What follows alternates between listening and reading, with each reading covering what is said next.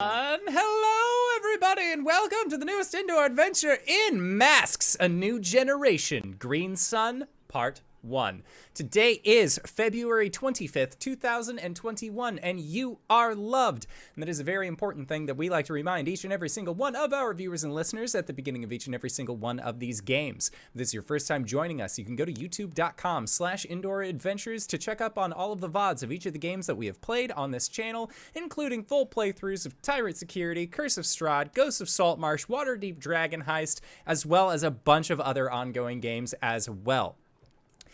And if you are more of an audiocast inclined individual, guess what? We're available anywhere audiocasts are made available for free, so consider going to check us out there. And speaking of things that are being made available for free, if you go to patreon.com/indooradventures, you can find our after show called Nights in the Courtyard, where we answer questions not only from each other, but also from the community. So if you have any questions for myself or any of these other fine folk that you would like to ask during the show, you can either post them in the Twitch chat to the side, or you can join us in the Discord. The link has also been added to the Twitch chat or in the description of this video audiocast medium down below. But if you already support us on Patreon, you already support us on Twitch and YouTube and all of those other fine places, and you're trying to think to yourself, where can I go to help support this wonderful show even more? Well, hey, guess what, buddy? I got your back. Quite literally, in fact, because if you go to indooradventure, no S at the end, .redbubble.com, we got t-shirts, we got posters, we got mugs, we got crop tops, throw pillows, shower curtains, clocks, aprons, and most importantly, we also have Tia masks. That's right, we have face masks in the 5 glorious colors of Tiamat, done by our very own Cyberwolf1201, where all of the proceeds of those masks go to help support Doctors Without Borders. So if you would like to help support a good show, or help support a good cause, or help support this show, you can go to indooradventure.redbubble.com. But that is it for my spiel, so we're going to go around the table and introduce our characters, starting off with KyleWithAnN. KyleWithAnN, who are you playing today? Oh my gosh, I'm first this time. Firsties. I was last to go to Saltmarsh. Hey everyone, I'm KyleWithAnN. I use she, her pronouns, and tonight I will be introducing Aurora, who is the star. All right, and GB, who you playing? And since I got you on the line, there have been some gifted subs in chat. Would you like to explain what happens when you're on the show and people get subs? All right. Well, before I introduce any of that, I'm Greybeard, Greybeard's Tavern. I use he, him. And when I'm on the show and someone gives some subs or has some subs, I take this maul and I hit that guy in the face. Yes! Bonk time. Bonk time, bonk. Excellent. And Satan, who you playing today? I don't think GB said who he was Oh, playing. damn it. I was so distracted by the good bongs. Good to the bong. I will be playing Cody Johnson, who has not settled on a hero name, as we'll find out during the adventures. He's the bull and big bruiser kind of hero with just as big a heart. There it is. I guess that's me now. Hi, everyone. I'm Satan, and today I'll be playing Aftershock, the Reformed. We both use she, they pronouns, and I'm very excited to bring her to this game. Excellent. And Reeves, who you playing? Hey, what's up? It's your boy Reeves, using he, him pronouns, and I'm coming at you playing the Janus. I got myself a very good nerdy boy named Caleb Asher, who goes by Crow. Excellent. And if that's everybody, I'm the Indoor Adventurer, and tonight I shall be your showrunner? I don't know what the right title is for Masks. I've never run this system before. I'm going to be using that excuse a lot in the next upcoming sessions, but we're going to try and run a clean, good game of fun here. For fuck's sake, we're going to try at least. So that's kind of what you got going into it. So let's kick off with the start of this session. So for all of you at home, one of the things that you are going to need to know about our Green Sun setting is that This is not taking place in the standard canon of Masks: A New Generation, a lovely tabletop setting by Magpie Games. I did that thing where I have been in love with superhero stories for as long as I can remember. One of the first things I remember learning how to read was an old Iron Man comic. So I've always been a huge fan of cape stories. As such, I have been wanting to write cape stories for quite some time, and then I figured, why bother writing it when I can just have people play in the basic settings that I continue to actually put out there? So that is what we're going to be doing today. It's going to be in a homebrew setting, so everything that you knew about Halcyon City, goodbye, because we're going to be having it take place in the city of Everett Heights instead. That is a fan-created city that us on the show have made during our Session 0, so I'm pretty excited about that. But to start things off, as you guys, as the camera pans in, what we see is a series of flying cars. This is the world of the future. As you even see that there is what says the city of New Everett, year 20XX, because obviously it has to be double X's for your year to show just how cool and futuristic it is. And the location that you see is the Hall of Heroes. And as our camera pans down into it, you see that there are school buses outside. People are here currently on a field trip. And there is a well-dressed man that is currently leading some children through these archives. And as the audio kind of ticks in from that opening salvo that we get as our title card drops, you hear him say, "And here we have the first true heroes from the Green Sun event that occurred during the early 21st century. Unlike today, where having a variety of powers is commonplace, the heroes of the past were few and far between, with 85% of what we would now call metahumans only awakening after the Verdant Embrace. It was during this time that we had such heroes as Drift Rider, Orb Weaver, and fan favorite, the Good Boy. But it wasn't until our first group of superhumans that we started seeing drastic social changes towards accepting these metas. Now, heroes that you can have to thank are, of course, Crow, Aurora, Aftershock, and then they get to a statue emblazoned in gold that looks like an old Roman officer, but the nameplate has been broken off of it, and there is instead a for repairs stand that has been placed in front. And the person delivering this sort of pauses and just, maybe that will be taken care of during your next tour. And one of the young children's asks, "Excuse me, sir, but why are these heroes important?" And the person who's been leading these children through the museum says, "Now that is a very interesting question indeed. Now, it all started back in where we used to have our city, Old Everett, or as it was known, Everett Heights." And the camera pans upward, and as it does, there is a splash sequence where, as it transitions up, you see the last flying car exit the scene, and then instead you just hear the droning of what you expect is a plane, but as it comes back down, you see a rather overweight man pushing a lawnmower, and it kind of gets stuck, and he pushes it again. And it is very early on in this day. And as luck would have it, it is getting close to the end of your spring semester. You're almost going into summer of your final year of high school. Oh man, what a great time this has been.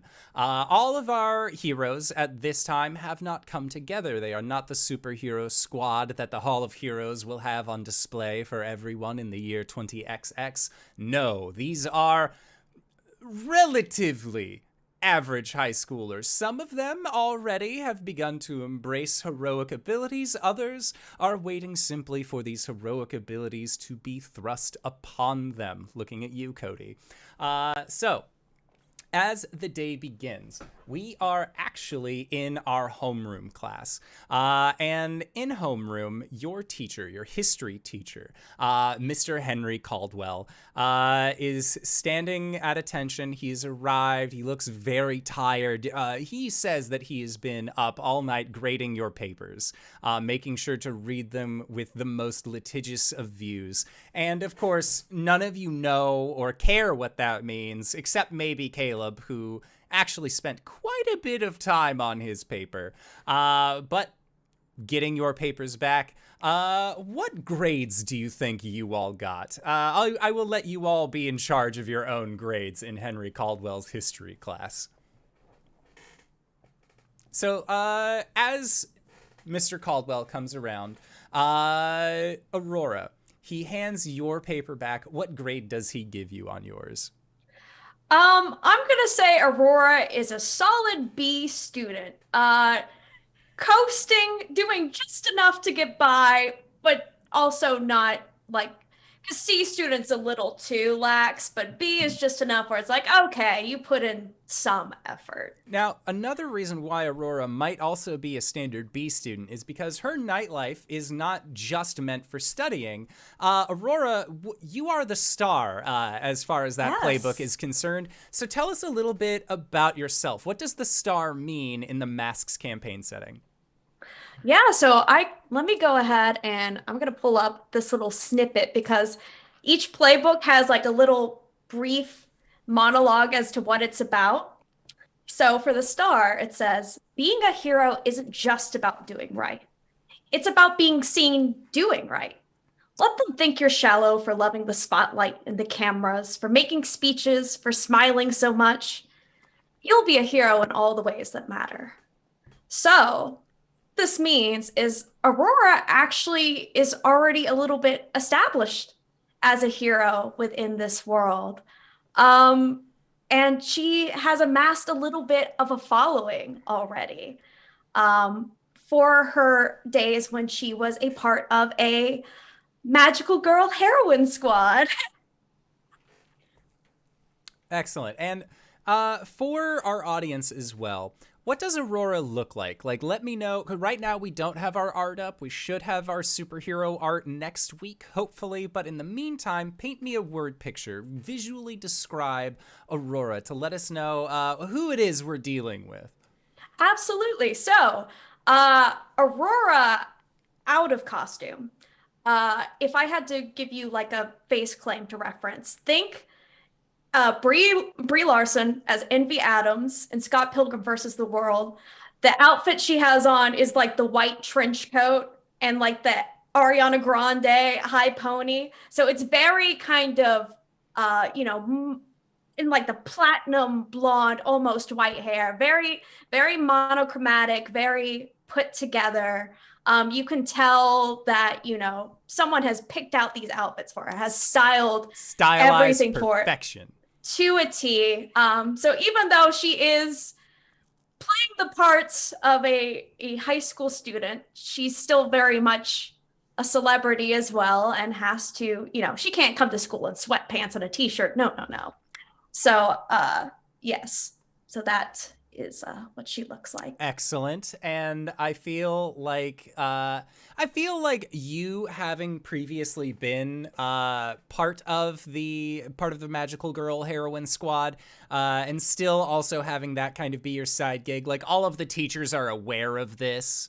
There was special forms that had to be filled out like in order for you to go to school. So like, in case like there is an excused absence because you need to go do a photo shoot / fight crime, like that sort of thing. Like you are given a little bit of celebrity leeway in this school. So you have received I would say you probably have like a B-. Like it's not a C, but call it like you see like circled in red and written with a very hasted hand. You could have done better. And like you fan to the back and like, yeah, your conclusion was a little lacking, but it doesn't matter. This is high school. This is history class. Nobody cares about history class. Then Mr. Caldwell will then go up to just kind of making the rounds. Will then make his way to the next person in line. So, Caleb, as Mr. Caldwell approaches you with your paper, which I'm assuming is probably like a couple pages thicker than anyone else's paper, what is the grade that Caleb gets? I think Caleb gets a 92. And that's not because his paper is actually not super thick at all. In fact, it's perfectly tailored to be exactly the minimum length it needs to be and hit all of the rubric points that it had to get 100%. And I think I've been marked down because it's very obvious that I wrote a paper that would get 100% and not a paper that I cared about in any way. I didn't pressure myself to write anything great because I was yeah, I can bust this out in an hour and get a full grade. Caleb himself is he's got kind of messy shoulder length black hair that he doesn't really tame in any way, so it kind of hangs awkwardly around his face, which is kind of squarish, and he's got these very large Coke bottle glasses that just make his eyes absolutely massive. He wears a black polo and khakis as his casual wear. So looking smart most of the time, but also, it doesn't put a lot into his appearance beyond that. Okay. So yeah, Mr. Caldwell hands you your paper back, and the only note that it says is good. It says 92. There are a few check marks on pages, or at the top of every page there's a red check mark to he read it, that sort of thing, but he still only gives you that 92. It's not a perfect paper, but as far as the American school system is concerned, you passed. Hooray!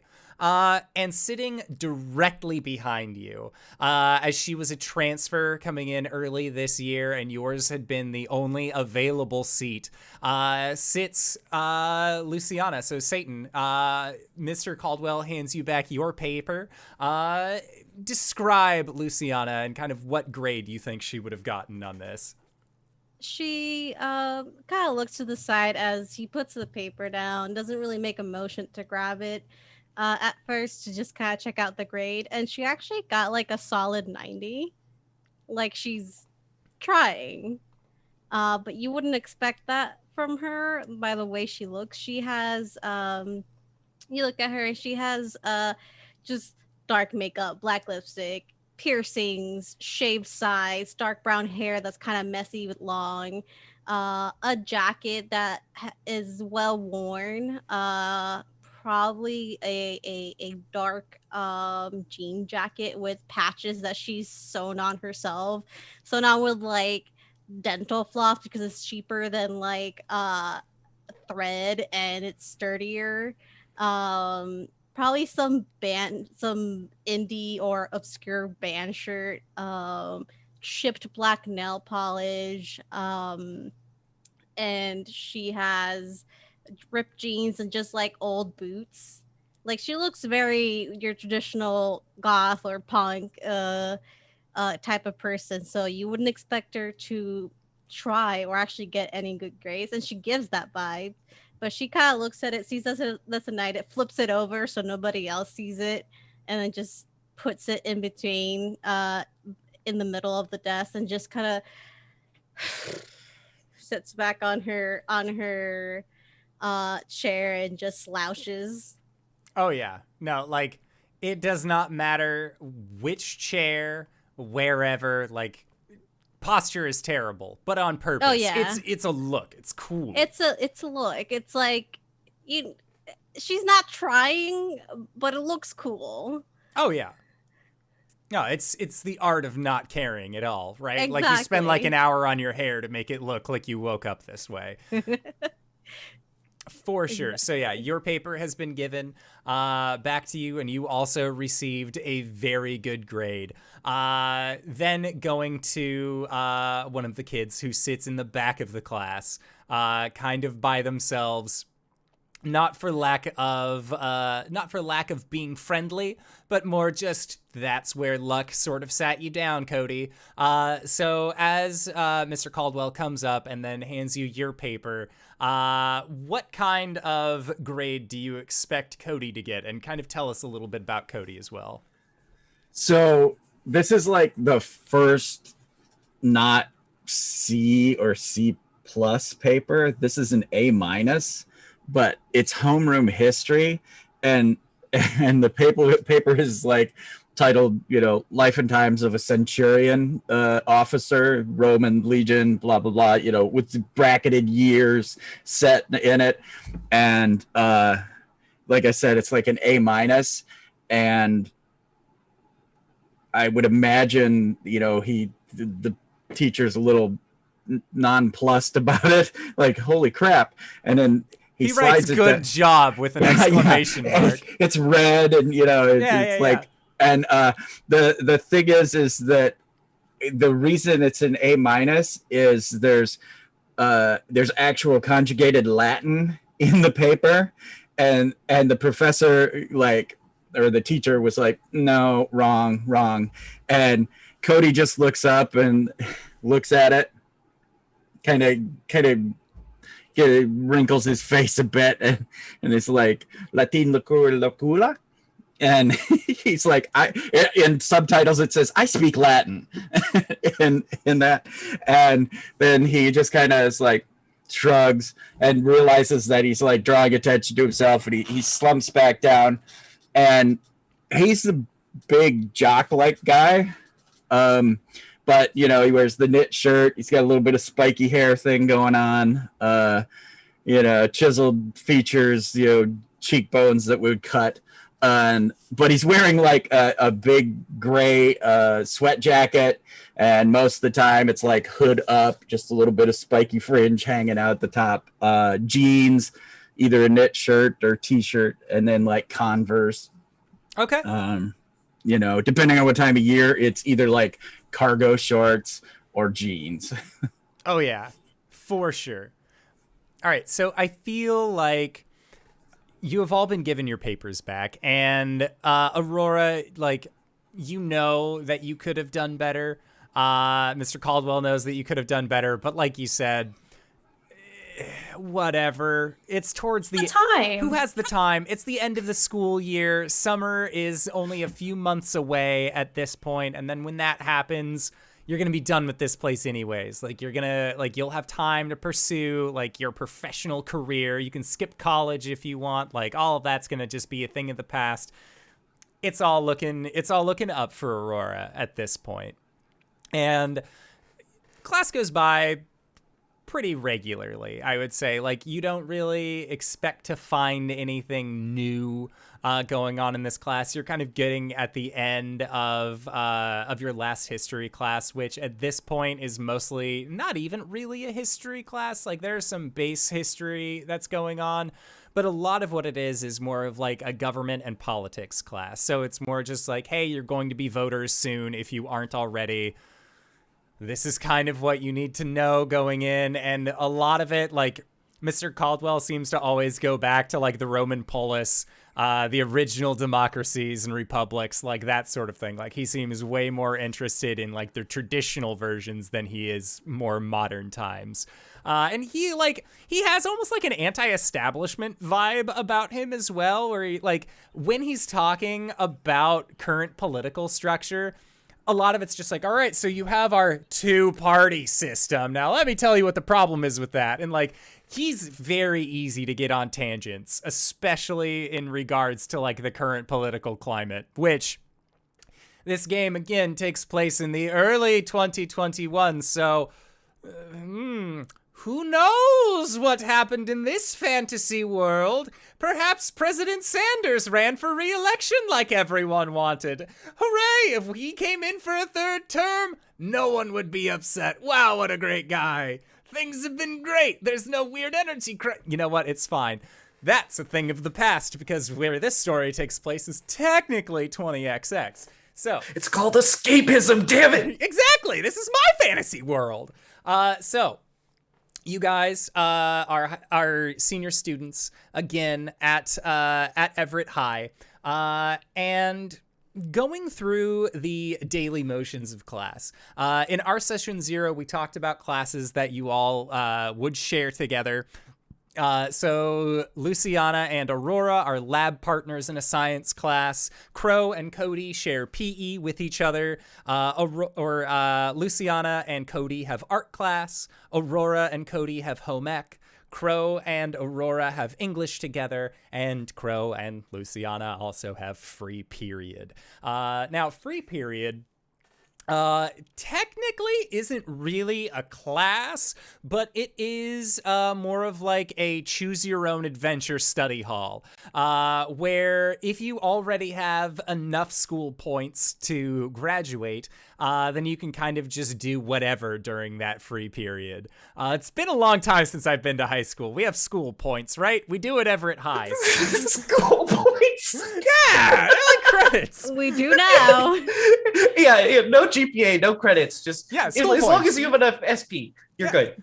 You gotta max that SP bar. That's the important thing. You gotta grind for them. It's fine. Oh, yeah. Yeah, Saucefire, you guys have enough learning points. It's okay. So it is now getting towards the end of the day.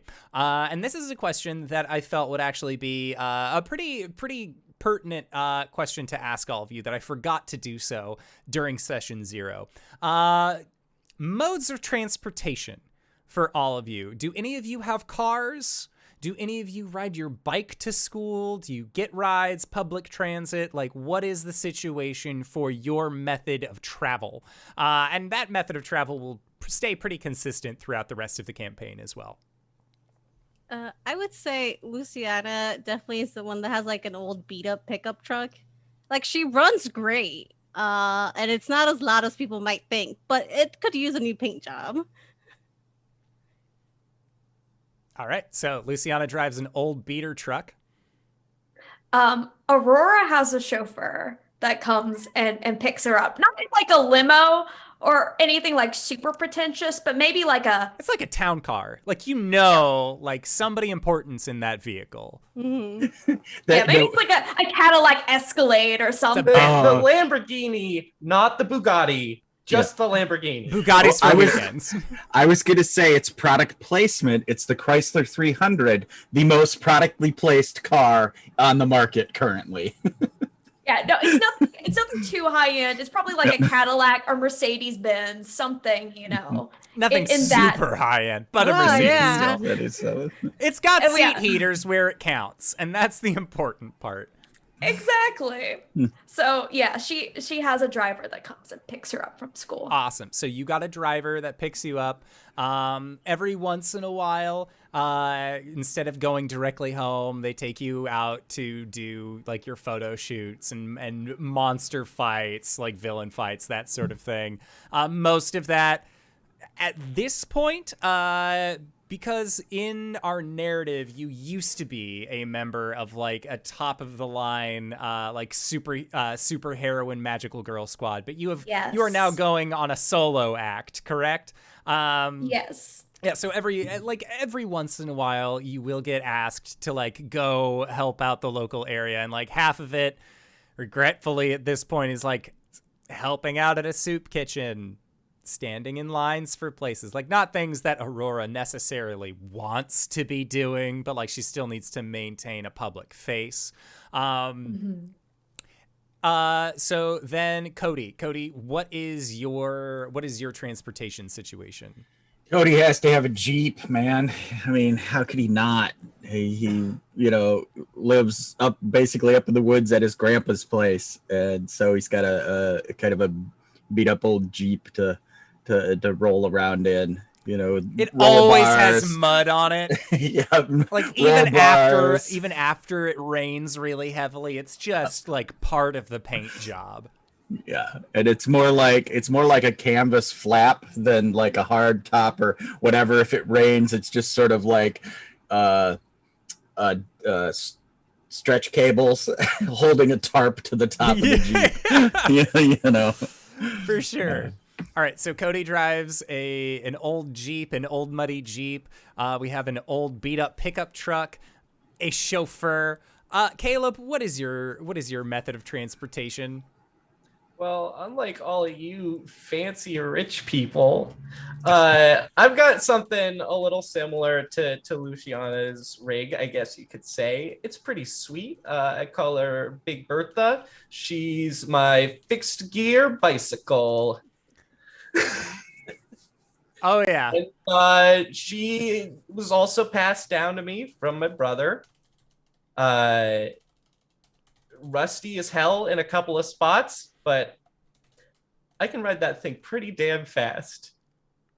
I just try not to, get into these situations where I have to stop suddenly, because then I'm in for a little trouble. But Thankfully, state legislature recently passed a law where if you are approaching an intersection and there aren't cars on the other side, as a biker, even if it's a red light, you can still just keep coasting through. It's been pretty nice for you. It's kind of helped cut your commute down a little bit. You still get honked at by cars who are just like, damn bikers on the road. Fuck these guys. And it's like, I'm just riding my bike. Like, leave me alone, please. I'm like maybe going as fast as you in this zone. Like, I'm not even an obstruction.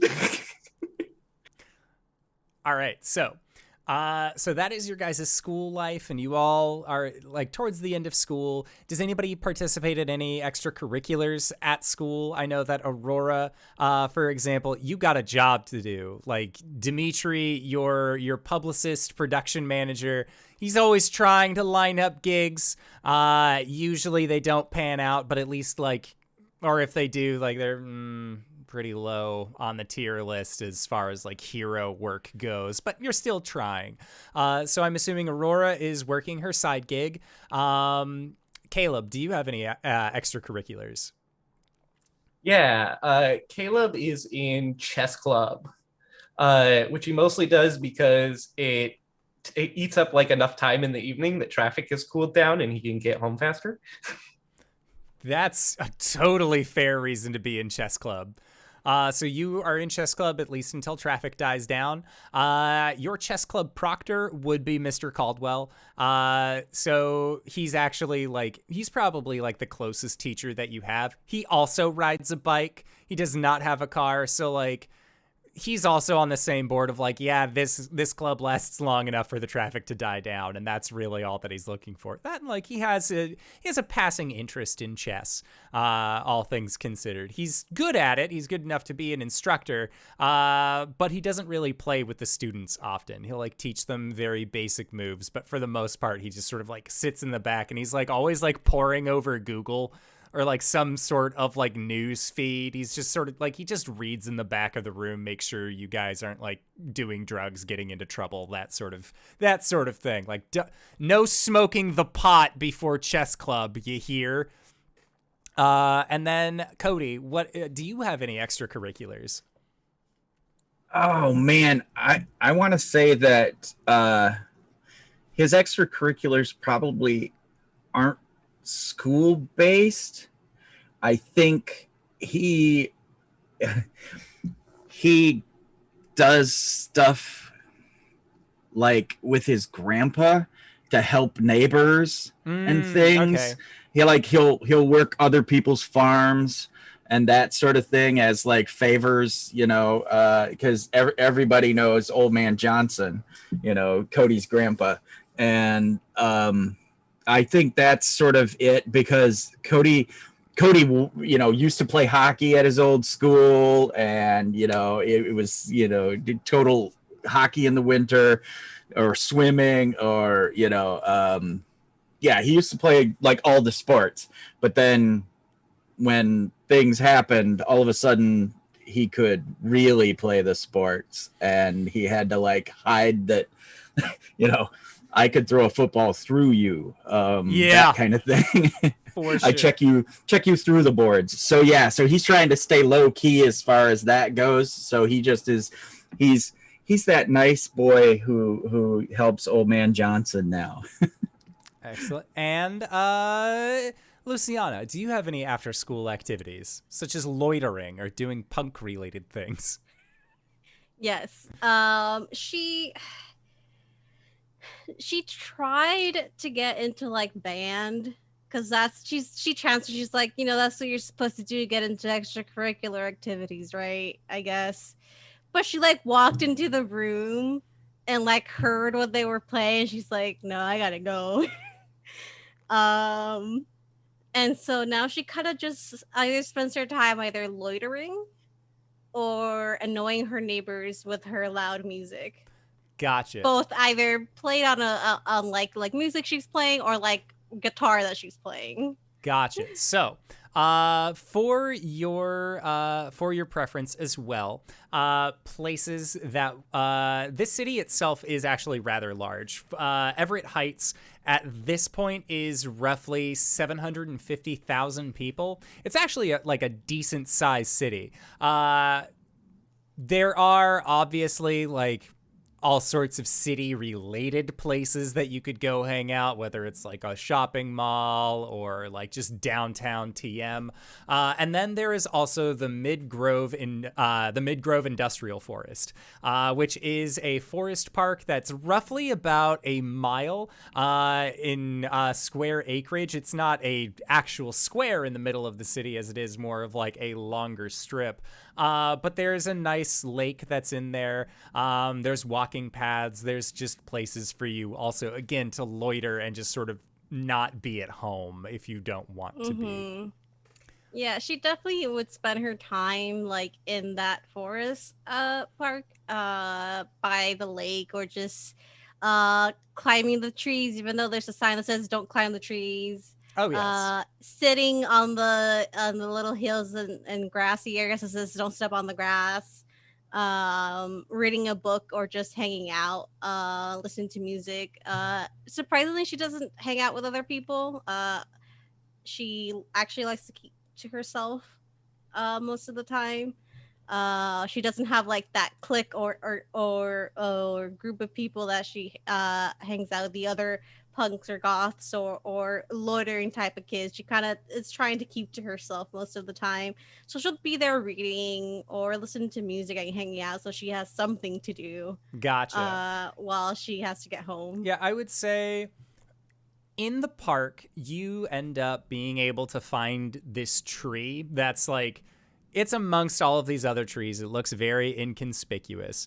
And like, obviously there are signs like don't tread on the grass, do not climb the trees. But when you found this tree specifically, as you looked up in it, you had seen that there were actually like some solid wooded boards that had been drilled in and set into rather higher rung branches. And climbing up there and getting a good spot to rest, it actually has a really good lookout view on the lake.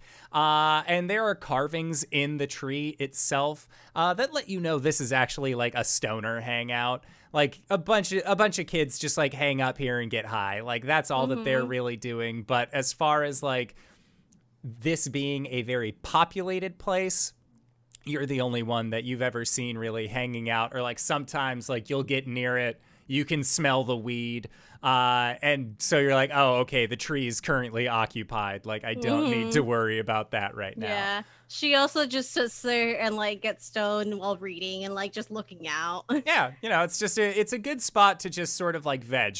The hard part at that point is that, climbing down this tree, because you're about like 30 feet up having climbed your way. So like it is a little bit of a dangerous descent, but it's whatever. It's better than being at home right now. And I think that is where we'll actually get into your guys' home life. So Cody, you already said that you live with your grandpa. Is it just your grandpa? Is it a set of grandparents? Oh, just G-Paw left. I came out here because he's like, he lives away from town, and he's kind of like a forest conservationist type guy. but he, hunts and fishes, and basically works for like the tree service or something. Yeah. that kind of thing. And so he's kind of the grandpa from Lost Boys kind of thing. Okay. Like I said, everybody loves old man. Grandpa. Everybody loves old man Johnson. I feel like most of the locals just call him like Grandpa Jay. Like it doesn't even matter that he's not their grandpa. Like communally, he definitely is. Like blood relation aside, like he is the grandpa TM. Yeah. And I believe we said he knows I have powers. So if that is the case, is it or not? I can't remember. That's entirely up to you, I would say. I think that if he thinks, like, even if he doesn't know you have powers, he's definitely, like, probably at least been like, pee in this cup. Like, let me know. Like, are you doing drugs? You're awfully, like, you got real strong all of a sudden. Like, he just fucking, like, sidelines you with that sort of thing. Like, he's always, that's, like, almost his way of saying, like, welcome home is pee in this cup. Like, yeah, it's one of those things where, like, maybe one time he was like, all right, get the forklift, you got to move all that lumber or whatever. And he went in the house, and when he came back out, the logs were all moved aside, over to where they were supposed to be. And he's like, doesn't smell propane, didn't hear the forklift, yeah, that kind of thing. So he's like maybe almost caught me a few times. Yeah, I think that it is very much a, like, you're lifting something heavy in the backyard thinking no one's watching, and then you hear the door open, but it's him, like, walking backwards out the door holding some lemonade or something. You have to put it down real quick. Put the tractor down. Yeah. It's something like that. And, like, I feel like he's starting to catch on to the point where now, like, he's, like, sending you to do ridiculous tasks. Like, oh, yeah, we're doing a barn raising. So, like, you're going to have to be there to help the other guys, like, push the building up. And, like, he's giving you tasks that are more, like, testing your physical capabilities, but he's not saying anything. Like, he's definitely not, like, calling you out on it. Like, one of them super freaks, I suppose. No, like, he's just, like, he's watching you. Because he's your guardian, but, like, also because he's watching you. So I feel like that's what Cody's doing. Aurora, what's your home life like? Yeah, so Aurora lives by herself. She has a downtown studio apartment that overlooks the city. Very just kind of minimalistic, smartly furnished. No real traces of personality in there. You can tell that someone else maybe bought all these things for her and arranged this space. It was like a pre-furnished apartment, like. Yeah, it's Zillow fresh. It has a very sense of, like, newness to it, as in, like, she hasn't been in this living situation very long. Yeah, so no, not even a pet or anything. It's just her by herself. Okay. But she doesn't really spend much time in there anyway, because she's quite busy with other things. Too busy. Has job. So that is Cody and Aurora. Caleb, what is your home life like? What is the daily do of Caleb Asher? Caleb's home life is pretty busy when he's there. Caleb is responsible for all of, well, a majority of the cleaning and cooking in the household. He lives there with his parents and his older brother. His father used to be in construction, but herniated one of his discs and now isn't able to work in construction anymore, and thus lives at home with his mobility impaired. And then his mother is a prosecuting attorney, so she is out most of the time, working either like late at her office or like having to travel. And then his older brother is in his late years of college. So when he gets home from chess club, it's usually immediately like start cooking dinner, see if he can like pick up anything while that's getting going and that kind of stuff. Okay. And then Luciana, what is your home life like? Luciana, she lives with her tia, her aunt, who is a nurse. So she has odd hours. She's either working all day or working all night, depending on her shift. So she doesn't really know when she's gonna see her tia. But she's, I would say, mostly will be home alone. She'll cook food for whenever her tia gets home to make sure she's eaten. They kind of take care of each other. She's very understanding of her, and she's like the cool aunt. Um, but she is still getting used to life here at Everett High. She just recently transferred. It was like end of semester transfer. So she doesn't really have a lot of personal stuff up, but she does have in her room. She does have like her guitar in a corner and like a little like desk with things, posters that are kind of half put up, the more that are meant to be put up, but she hasn't really found the time to, even though she's just loitering most of the time. Um, and yeah, she lives by herself, and well, not by herself, but with her tia. And when her tia's not there, it's just her. Okay. Sounds good. So as you are all at home, after it's around dinner time, we'll say that as luck would have it, you're all either like tuning into the local news at dinner time. This is towards I would say this is probably like a Thursday in the week, because it's about time for one of your new favorite segments that the news has started showing in the last year and a half.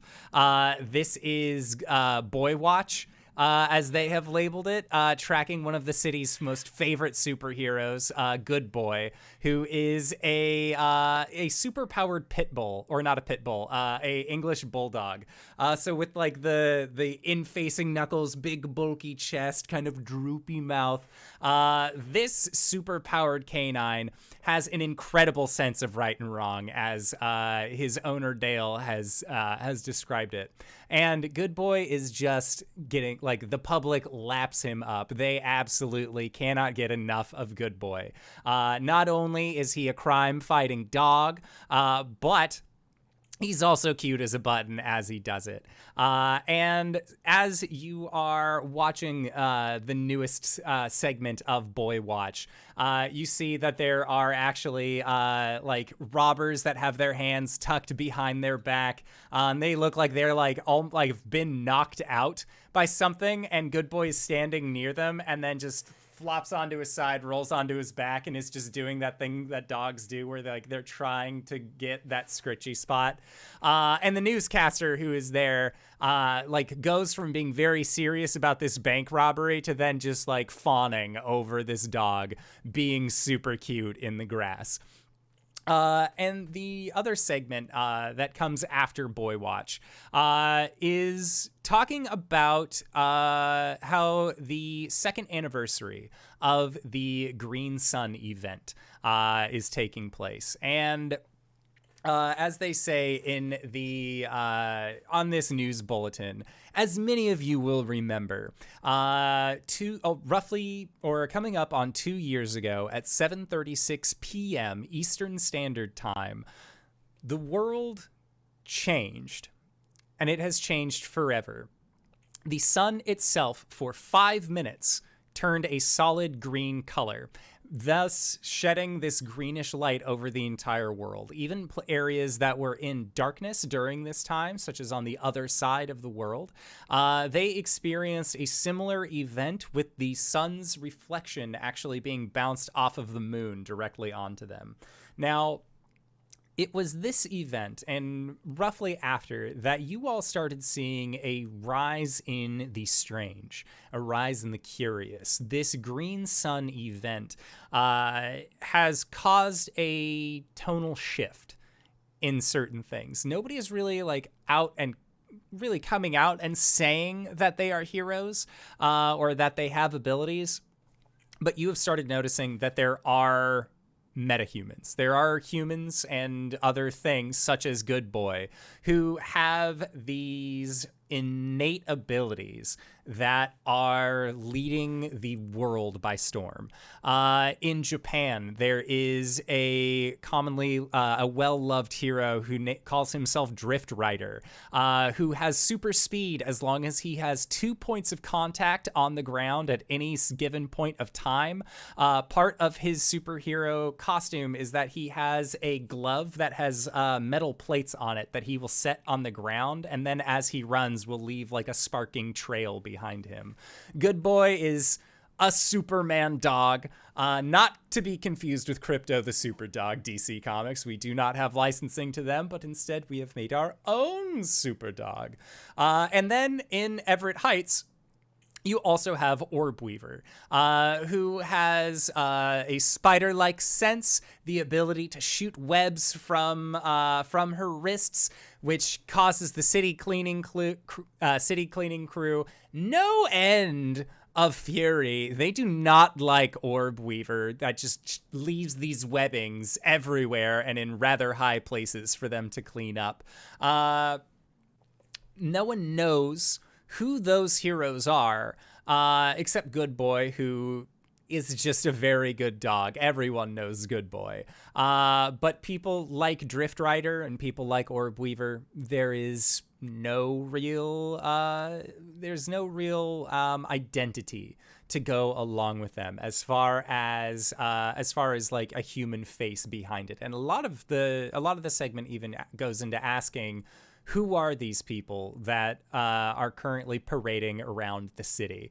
And there are some interviews of cops that are like, oh, no, we don't like these heroes because they're doing our jobs for us. And there's even a spot, Caleb, with your mom on there as a public defense attorney who's also kind of against vigilantism as a whole, as it really just throws a wrench into the public proceedings of things.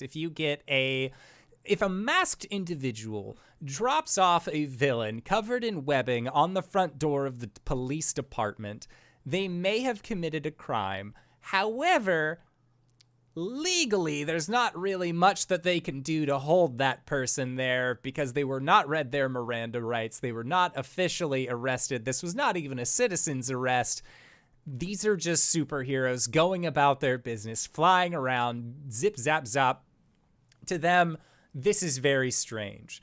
Aurora, you on the other hand, there is even a segment about the rainbow. I believe it was the Rainbow Girls. Is that what their name was? The Rainbow Maidens. The Rainbow Maidens, and how there are now also starting to become corporate-sponsored superhero groups that are making the rounds as well. And Aurora, this segment infuriates you because you know that it's not about you. Because when they are talking about the Rainbow Maidens, they are specifically talking about your old colleagues, the group that you used to be a part of that has since replaced you. Primrose, who is kind of the leader of the Rainbow Maidens, has a plant-like effect. Cosima has black hole manipulation. Soleil can shoot anime-style fiery key blasts from their hands. And then there's this bitch, Opal, your replacement. You hate Opal so much because, again, she replaced you on the squad because during the events pre-Green Sun, you were part of this superhero group. That was kind of like a fun thing. You would do dance shows. You were kind of like an idol, like a Japanese K-pop idol, like one of those styled individuals. But then your Rainbow Maiden partners actually got powers from the Green Sun event. And one by one, you felt yourself getting distanced from them. And they weren't exactly, like, your group was not exactly full of the nice girls. Oh, no. No. No. So you have found yourself ostracized from this group, but given that you were still under contract, at least until like you graduated high school kind of thing, the company that you worked for felt, how do I put this? They felt bad kind of kicking you out. So they have instead rebranded, saying that you are going on a solo tour. You've been charged by the Rainbow Guardians to go out and spread goodwill and cheer. On the Wikipedia page for your group, it won't say ex-member until you're able to like officially talk about it at conventions, sort of thing. But most of the fans of the Rainbow Maidens know why you are no longer a part of this group, and as such, you have kind of been given a new PR agent, and that would be the man known as Dimitri, who is trying his best. But man, are things not the way that they used to be. You are in charge of most of your own finances. Obviously, your parents, they are taking some as well, not for their own personal. They say they're setting it aside for college and that sort of thing. But like most of your money then goes through them, at least until you are 18 and a legal adult. And now you are able to have a fully furnished, like, balcony or like higher rung apartment in Everett Heights proper. You don't need to go out anywhere because you have your Mercedes Benz, your driver, like you have assets. You got some pretty solid assets that you're working with here. And I feel like as also part of this, one of the other news segments that they bring up is that it was a event that happened in Riverside, which is one of the, not really like a neighboring town, but that's like where your rival high school is. It's probably like a 20-30 minute drive away is Riverside Prep. And in the city of Riverside, there was actually a significant event that leveled half of a city block. And they say that they are still on the lookout for the self-acclaimed villains who are behind this. They were looking for a villain by the name of Livewire and another who identified themselves as Apex. It seems like they were apprehended by the police, but no one knows where they went off to after that. So that is one of those, like, if you hear anything about these two, and there's no faces, no masks, anything like that to go along with this news report, but just as a general fair warning that these two are still at large. So if you see them, please alert the local authorities. And that is sort of the end of the news segment. It goes on more of a dour note. And then to cap it, they throw in more Best Boy clips, and it seems almost like your local Best Boy sightings. Like there are kids who are like taking pictures on their phone, watching this dog like fly through the sky, that sort of thing. You see him playing in a fountain, like he's just being a dog when he's not fighting crime. So everyone again loves Good Boy. He's the best. But I think that is going on towards the end of the evening. Again, you've had dinner, that sort of thing. Now, what is everyone's nightlife like? What is going on past homework, past dinner, when you have some free time to yourselves from early evening to possibly early morning, depending on how late you want to stay out? Aurora, are you just like working on your job? Like, is this like a second job after school? And as soon as like 8 o'clock hits, you're like, fuck it, heroing is done. I am out. Or do you like kind of stay out? It really just depends on what gig is lined up for the day for her. Like she has all of her events scheduled for her by Dimitri. And I think tonight's maybe a lighter night. So she was actually able to go home early, and you could probably see her like comfortable, like posted up in some pajamas, hair up in like a messy bun. She's got her phone like propped between her shoulder and her ear as she's like eating some takeout, and she's like on the phone with Dimitri, and it's just like, no, I don't care what you need to do to get it done, but I just really need like a photo shoot or something with Good Boy. Like, I could get with that dog, man. Aurora, I'm trying. He's all over the news. He's impossible to try and nail down here. But I'm trying. Don't worry. You're gonna be top of the line hero, Rainbow Maidens. Who are even they? We're gonna get you on camera with Good Boy. You're gonna get your pets in. It'll put you back on the top of hero standing. The Rainbow Maidens get Good Boy? I don't think so. No, they can't. No one can get Good Boy. Well, I need you to get it done, Dimitri. This is imperative. Priority number 1. Nothing okay? but the best for my number 1 client. You know, I always say that. Oh, you're too sweet, Dimitri. You work so hard. Well, give me 24 hours. Let me see what I can do. We can try and get this thing with Good Boy. I got some friends. I can call in some favors, see if we can get you at least on screen with him. Anything you can get. Especially if I could just pet his soft little belly. Oh, it just looks the absolute softest. Have you seen the way his back foot just goes and goes and goes? It could kick up a windstorm if we're not careful. It literally could. Strongest dog I ever seen. Yeah, so I think she's just chatting up a storm with Dimitri, figuring out, okay, what's the schedule for tomorrow look like? Okay. Any interviews, any gigs, any shoots, any whatever. All right. So yeah, he will let you know first thing in the morning when he nails down this Good Boy situation. He'll do his best to try and get you on screen with Good Boy. He's got some favors to call in. He's working on it. Luciana, what does your after evenings look like? She probably wants to get out of the house, so like they will just again later, like they'll go around, they'll probably spend some time like a local arcade, just hanging out, playing some arcade games. She likes the shooters a lot. And she'll like go to like she has a fake ID, of course she does.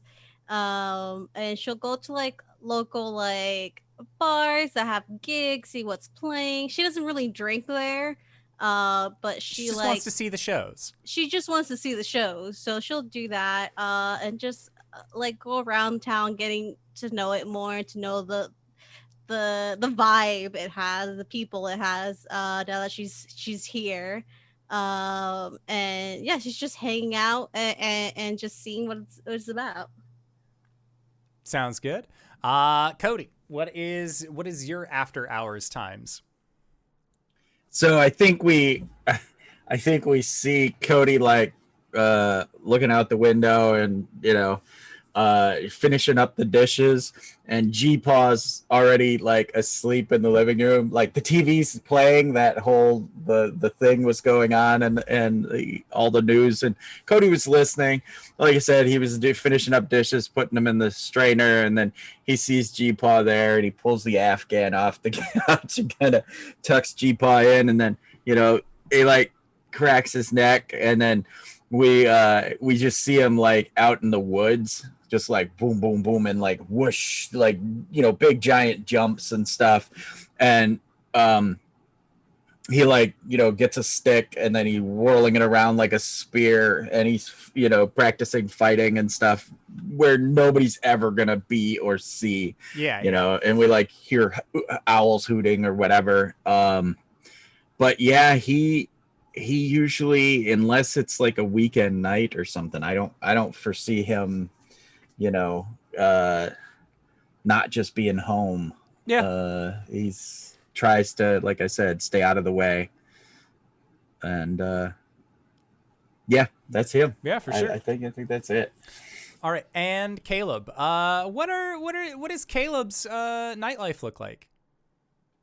It's pretty boring. He just goes and studies in his room while Crow goes out to play.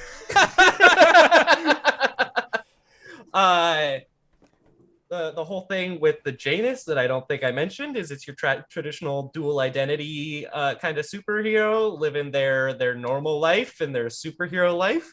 So once he's finished with all of his responsibilities, Caleb stuffs his costume into his backpack and slips out of his window, which is fortunately on the first floor. Very easy to just step into the yard and out.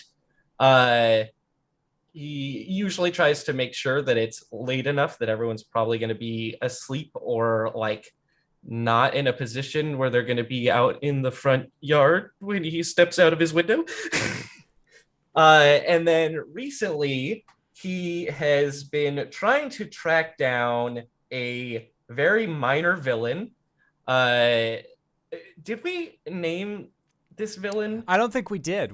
Do you have a name ready for said villain? I've just been calling him the Trash Man in my head. Okay, I'm down for it. He's a public menace.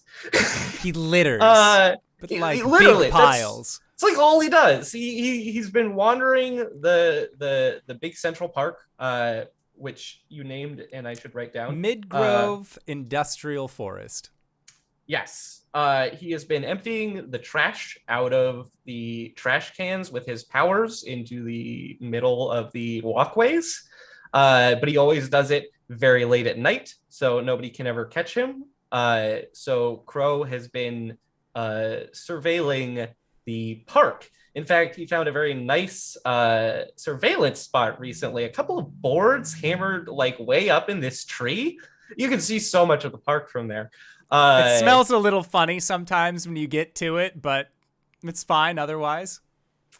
And as his name corresponds, Crow's ability is to control crows. Not in a like direct bloodbending type way, but more in a suggestion type way.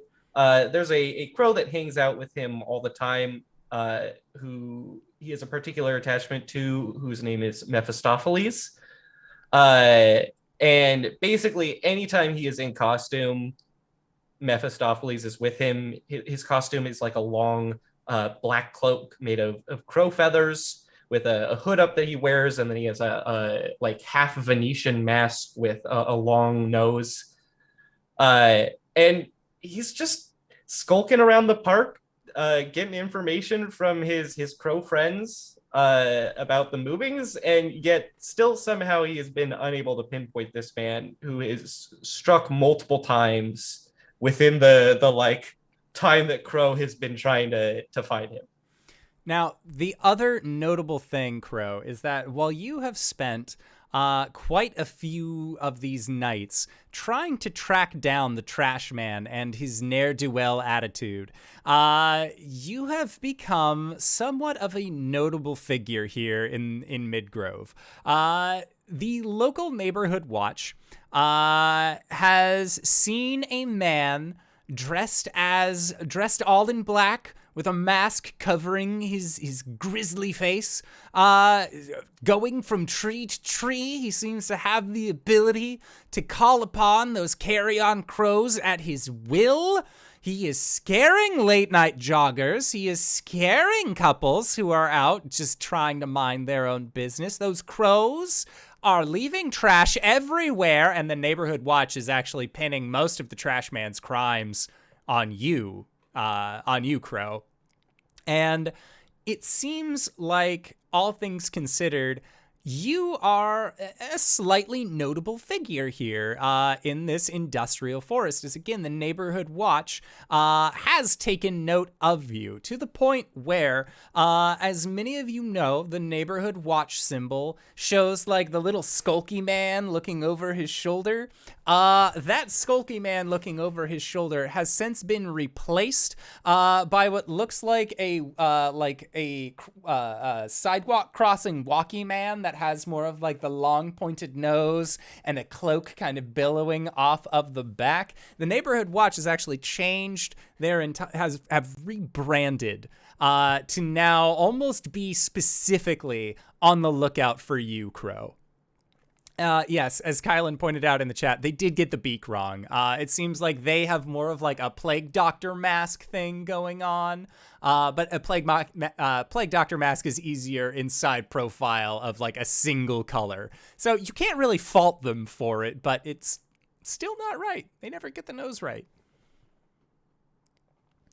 And I think, Crow, as you are attempting to track down this trash man, I would say, do you use your crows to try and track him down? Are you like using that kind of ability, or are you just more like flexing, going from tree to tree to tree, with your improved athleticism, to try and track down this fool?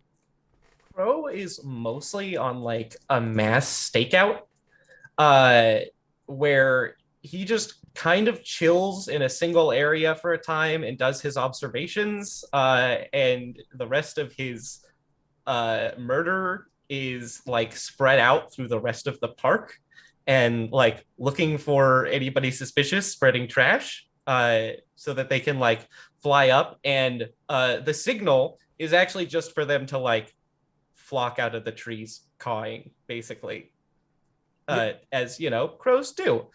This weird set of crows that like roosts in the park year round and doesn't migrate for some reason. They're just always there. Just always. I think one of the main issues is that Crow does respect his body like a teeny bit. And so he tries to go home by like 1 or 2 a.m.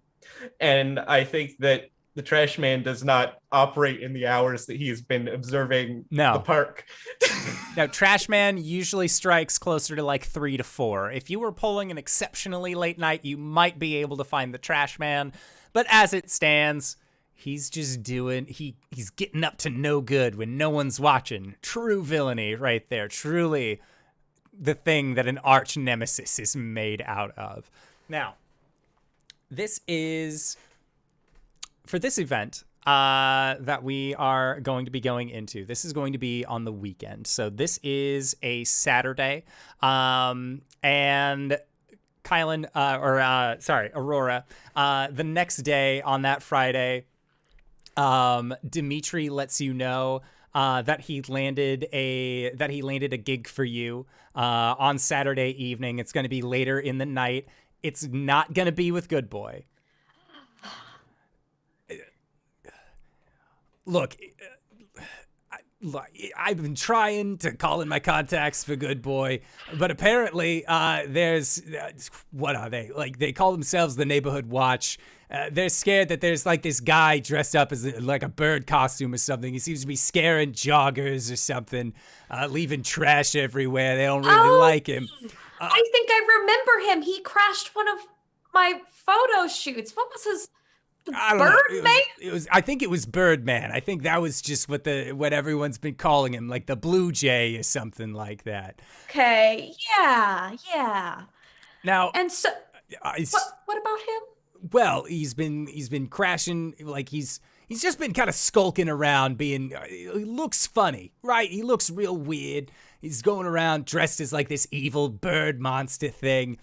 And I know that it wasn't Good Boy, but, well, he's making joggers scared. He's making locals scared. So maybe if you just go, like, shed some light on the situation like you normally do, people wouldn't be as scary. And I know that we were trying to get you with Good Boy, but my brother's wife's cousin's brother-in-law's Uncle Mike is on the watch, and he said that since Donna did him good on helping him out with that rental the other week for his niece's quinceañera, that he owed us one. So, I mean, she is just becoming a woman after all. And, like, Dimitri is, like, you can tell, like, he is not any way, shape, or form Hispanic. Or, like he's, like, full-blooded Greek, but, like, it's still, like his niece's quinceañera was important to him, so... Excellent. I think Aurora's just gonna let out a huffy sigh, and it's just like, okay, fine. Go shine a flashlight on some birdo freak. Look, yeah, all you got to do okay. is just show up, say that you're on the case. Every once in a while, we go back to the woods, you shine the light, it's fine. That's all we really need. We just need, like, public facing. We'll post it on your YouTube page. We'll throw it on Twitter. We'll see what happens. Maybe it'll get some traction. Maybe there are fans of the Night Watch out there who are thinking to themselves, oh, yeah, like, this is... Now the forest is safe. First the forest, then the city. That's what they say. That is what they say.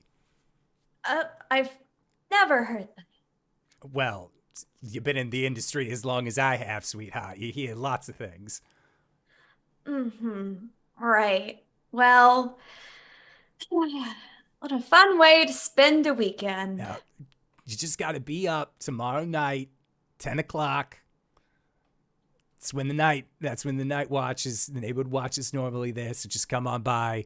And do the whole transformation. Exactly. And Yeah. You know the gig. That's why I love you, Aurora. You're the smartest pencil in the shed. Oh, stop. All right, love you bunches. See you there. And then he hangs up the phone. Yeah, she'll hang up and just kind of lull her head back and just like, I used to get gigs downtown. Downtown gigs.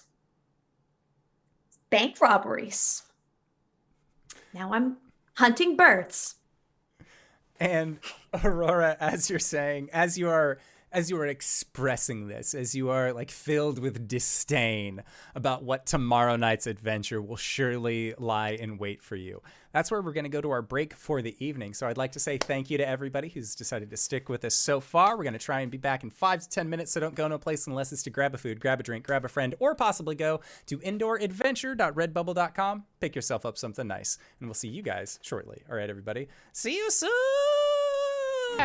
Hello, everybody, and welcome! We have returned from our break. We're in for an incredible time. So, Aurora, you have just heard from Dimitri that there is going to be a photo opportunity, a brief little bit of a screen shoot in the Midgrove Industrial Forest on Saturday evening. You just need to be there closer to around 10 o'clock.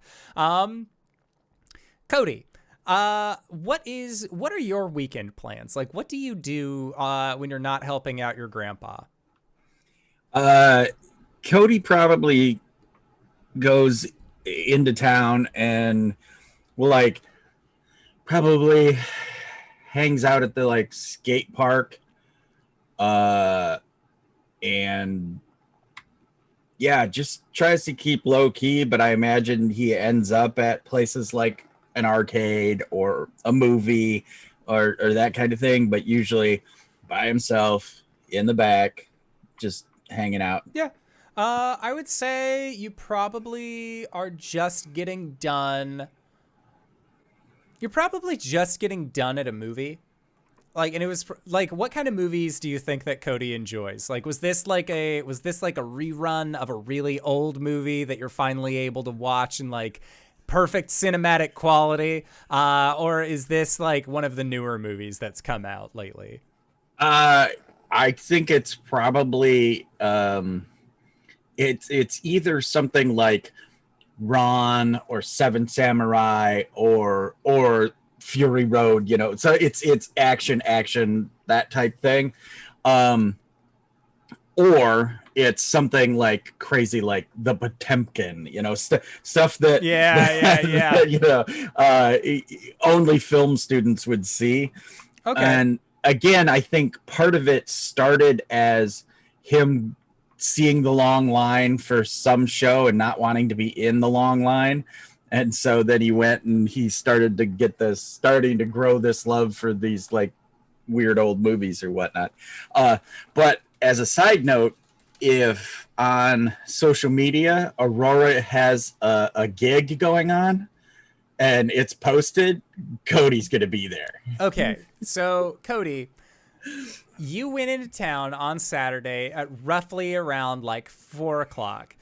Following Aurora's social media campaign, you know that she is going to be doing this shoot in the center in Midgrove, probably closer to the 9:30, 10 o'clock range. Thankfully, the movie theater has the perfect opportunity for you. It's not going to be a double feature, but you do get to watch the full cut of Lawrence of Arabia from start to finish with a double large popcorn. You get the first large popcorn, just tear off the refill tab, get it refilled right at the start, so that way you can get the whole thing. Like, it sucked because around like the 2-hour point, you really just had to like stretch your legs. Like, what the fuck? Why is this movie almost 4 hours long? But like, beautiful cinematography, absolutely fantastic movie. Really just fills you with that sense of like, hell yeah. And you know, not wanting to seem like a stalker or anybody weird, you parked your car, your Jeep, on one edge of Midgrove. The movie theater is at the entire other end, so you have to walk a mile through this park to be able to actually reach the movie theater. But then, you know, like, oh, your car's just, it happened to be on the other side of that park. As luck would have it, you ran into Aurora's photo shoot. Wow, how crazy would that be? But yes, that is a thing that you have at least to keep in mind. So you have just gotten done with watching this Lawrence of Arabia film, and you are currently about to set foot back into Midgrove to make your way through. Luciana, what are you doing on the weekend? You know, again, it's a Saturday night. Do you think that you would have been going to see a show? Probably. She knows that the better bands are usually playing at night in the weekends than the weekdays. It's either that or it's at like 5 o'clock on a Tuesday, like when no one's fucking there, but they always have a show anyways. Mm-hmm. I feel like Luciana at this point, it maybe happened like if current event is going to be happening at 10, it was around 9 o'clock and you had made it into the bar. You had enjoyed like the first set that was there. You threw yourself into the mosh pit. You were having a good time. You have your fascist stomping boots on. Like, you are like just throwing elbows, enjoying yourself. And then one of the bouncers like pulls you from the front. You look a little young. Can I see your ID? And at first you try to like bat your eyelashes and like, I'm like, I must have just misplaced it. He does not seem thrilled by that. And as you continue to check, you hand him your fake ID. He brings out flashlight, checks it, puts flashlight away, pulls out a UV flashlight, clicks that one. Fuck. And then he looks at you while still holding onto your fake ID, does not give it back to you, and says you need to leave. Fine. She kind of holds out her hand for the fake ID. And he looks at it, looks at you, and just shakes his head. Mm-mm. Fine. She just stomps her way out. Could have gone worse, I guess. And this club is relatively near the park as well. So I'm guessing that Luciana probably is just like, man, fuck this. Like, yeah, just gonna go. Blow this joint. Fascists! Like, you fucking like give the bar the bird over your shoulder. You call them fascists because that's what punks do to everybody who's not punk. And then, all clubs are bastards. That's what that stands for, Kylan. All clubs are bastards. All clubs are bastards. And you make your way into the Midgrove Woods as well. You don't know that Aurora is having this thing go on. Oh, no. Like, you don't care. You've heard from your friends that Aurora is like kind of a big deal. And I don't mean like your friends' friends. I mean like your school chums, your acquaintances, the people that you were forced to sit next to and be lab partners with. Actually, my guess would be that of the people to bring up that Aurora is actually a big deal, would probably be during your art class that you have with Cody. As you see Cody like, oh my God, Aurora's doing this thing. And you have to be like, who's Aurora? He's like, well, we have homeroom with her. How do you not know who Aurora is? Like Cody is Oh, you mean my lab partner? Exactly. Yeah, her. All shy. So you do not know that Aurora is doing this thing. He doesn't know about the Rainbow Maiden. No, like if it like you saw like every once in a while you'll see Cody like he'll like wear that as his like gym shirt, but he looks like no one should see me wearing this. Like it's during winter when you're gonna have multiple layers on anyways, but like it's just his cozy clothes.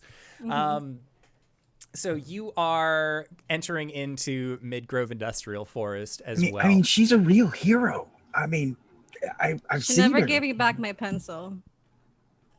That's not very hero-like. She owes you a pencil. But, I mean, Rainbow Maidens. Who? That kind of thing.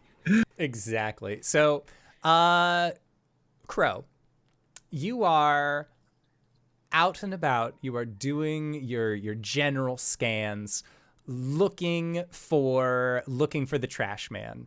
Mephistopheles has let you know that like they've seen the trash man in action. They don't like the rest of the murder has. They don't remember. They kind of remember what he looks like, but it wasn't grandiose. And a lot of people wear clothes, and they don't really understand the necessity of it.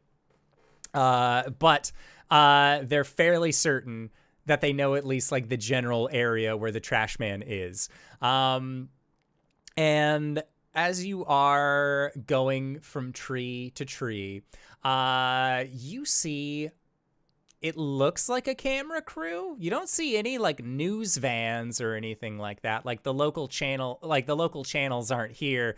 It just seems like a slightly sweaty, overweight guy talking to, you think that's Aurora from your high school. And like, she's here for some reason. And like, it seems like a guy who looks similar to the bigger sweaty dude is like holding what looks like a family camera. Like it's a larger sized one, but like he's holding that up. It's not like an official thing at all. And Crow, you see that Aurora is actually talking to a small squad of what look like older Caucasian individuals wearing like these purple shirts that all say in really big letters, Neighborhood Watch. They have your symbol on the front.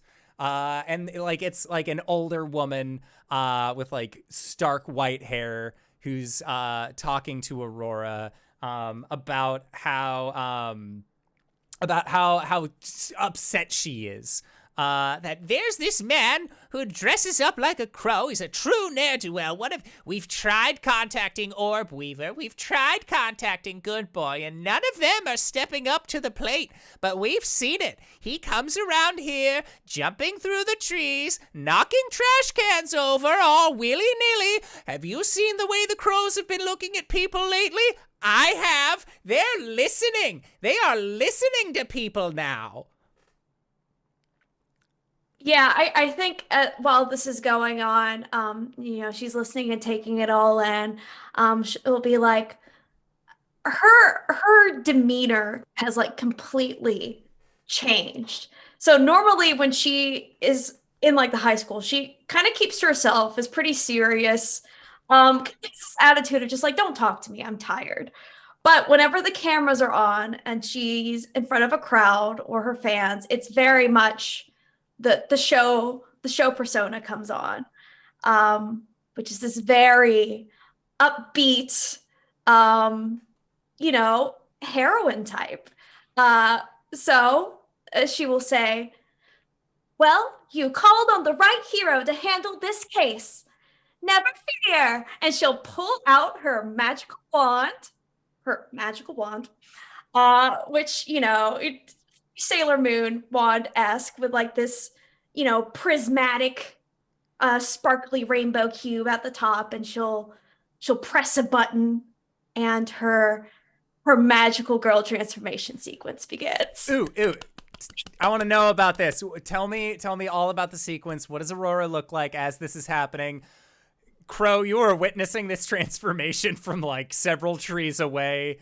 Cody, you like you are near enough that you can kind of like I spy on this if you want to. Like, you don't want Aurora. Do you want Aurora to know that you're here watching this unfold?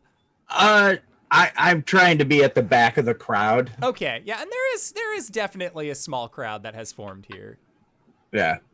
I mean, I'm not like hiding or anything, but I'm just like, oh yeah, this is happening. Wow, that's crazy. You see, huh? Okay. Yeah, so Aurora's you can tell that this transformation sequence has been very perfectly choreographed. She's practiced this so many times. And like some nice lighting and transformation effects. You can see that her hair that is normally this white platinum blonde gets these beautiful muted pastel rainbow highlights in it, and is let down from her ponytail in these beautiful waves. She has kind of a very, traditional, like magical girl, Sailor Senshi uniform that's mostly white with these beautiful, like rainbow, pastel, prismatic, sparkly elements to it. She of course ends with like a dramatic pose of some sort. It's cutesy and like a little wink and a smile. And she'll say something along the lines of, "Let the prismatic light of justice illuminate ne'er-do-wells. Aurora is here." And like the crowd cheers, but the woman in the neighborhood watch just gives you like a big harumph. And like she does not seem impressed with this at all. Like your flashy garb is just, it's more of that hero business. Like, she interested in results, not the pomp and flair. Crow, you are, I would say you're probably like 150 feet away at this point, observing through the trees. Are you in your tree lookout spot watching this, or are you a little bit closer witnessing this? I think Crow happened to be a little bit closer. If you could see his eyes at the moment, they would be like wide with like shock. He's like not really sure what's going on in front of him is like actually happening. But you can't see because he one of the things I didn't mention is he has two like large lenses. It looks like he like grafted some steampunk goggles from a like cosplay shop onto the mask, and they have like these silver mirror lenses, so you can't see past them. But I think he realizes as like your transformation ends, like what the implications of this whole scenario is, and he like looks over at Mephistopheles. It says, Mephi, is there any way out of here that you can think of before I encounter that, or am I screwed? So, to me, that sounds like you're trying to assess the situation. Bwomp, bwomp, bwomp, bwomp. First roll of the night, everybody. First roll. What? So, my guess is that you are probably going to ask, how could we best end this quickly? Which seems like a pretty good thing for Crow to try and be doing. So, let's make a roll for me. Let's see if we can get that going.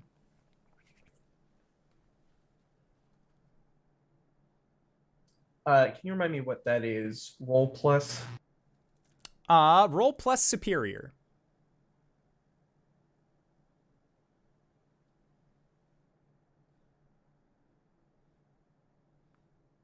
That's going to be an 8. Okay, so on an 8, you can ask 1. What here can I use to blank? What here is the biggest threat? What here is the greatest danger? What here is most valuable to me? Or how could we best end this quickly? How can we best end this quickly, I think, is the one I want here.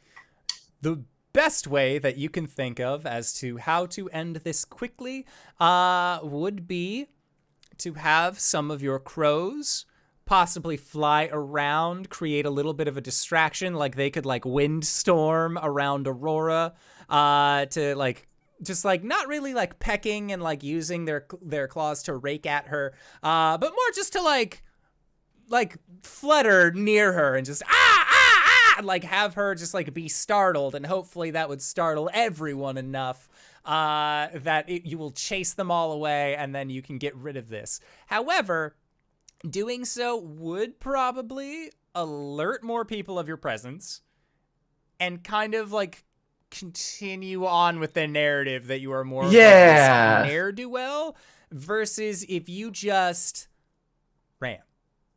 If you just got very far away from these people as quick as you possibly could. Because if you tried to play the hiding game and like always tried to like stay towards like Aurora's back, regardless of where she's shining it and regardless of where the camera's pointing, as long as you aren't captured on film or on camera, that would be a success for you. It's time to emulate my hero, Bigfoot.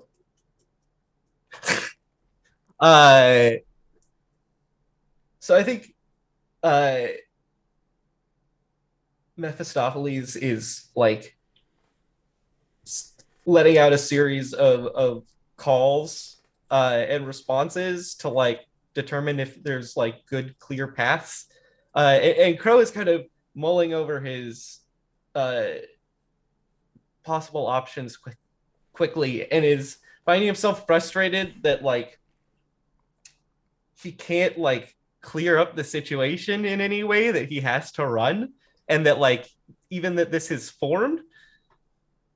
So I think that he comes up with an idea off the top of his head, which he thinks might look sort of suspicious, but at the same time, you know, it's a bold move.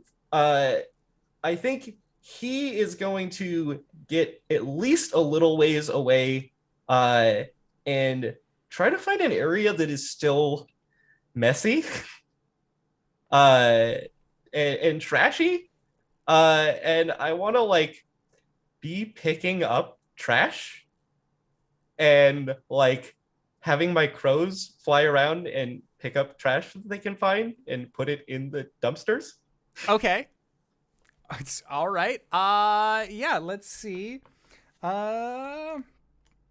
So for that, yeah, I would say that counts as unleashing your power. Because you are trying to reshape your environment, but in this case, you are, you know, cleaning it up a little bit. So that roll is going to be roll plus freak. That's a 13, baby. A 13? All right, that is a success. You are definitely able to do that thing. So Aurora, after this huge transformation sequence, you hear the flutter of crow wings and you think to yourself, oh, thank God, it's always easier when the villain just shows up and then lets me like bamp them. And then I don't have to worry about this. But you just see a crow like land near a trash can holding a piece of trash in its mouth. It's like a little like, it looks like a straw, like something like very small and mundane. And it just like puts it into the trash and then flies away. And then you see like two more crows come down and also like put garbage into the trash and then fly away.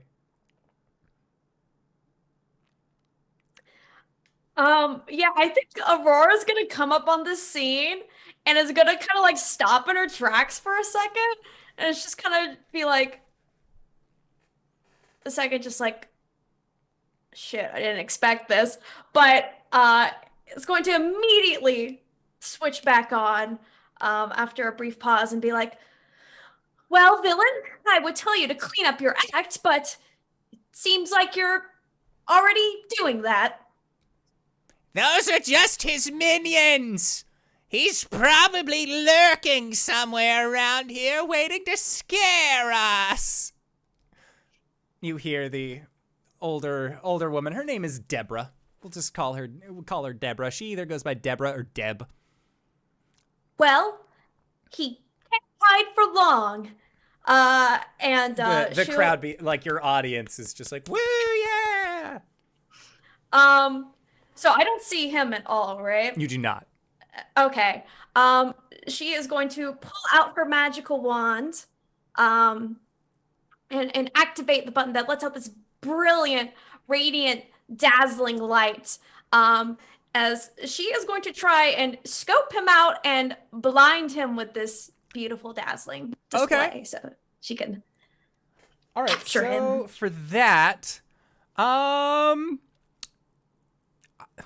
what do you think that move would fall under? I believe that would be provoke someone. Because you're trying to like get the attention of Crow as well as like find them out, unless you were trying to pierce the mask. But I don't think that one necessarily goes here. Yeah, I think I'm trying to more so provoke. Okay. So let's roll for provoke, which is on page 63. So I need you to provoke somebody. So roll plus superior. Okay. So what I'm trying to get him to do is like come out, I guess. If I can't find him myself, I want him to come out and confront him. Okay. And I think I have influence over Caleb, so that gives me +1 to my roll. It does. And superior is one of my better stats. So let's see how this goes. Ooh, okay, so that's a 12. Okay, so on a 12, they rise to the bait and do what you want. So you were trying to goad Caleb out. You have just let loose this speech about how like sending your minions to clean up your act, but you're already doing a decent enough job of it. Caleb, it almost sounds like Aurora's like giving you some praise for the job that you've been doing. Very nice praise. Do you say anything to provoke me beyond just your general speech? Do you call me out? Yeah, I think she'd say something like, show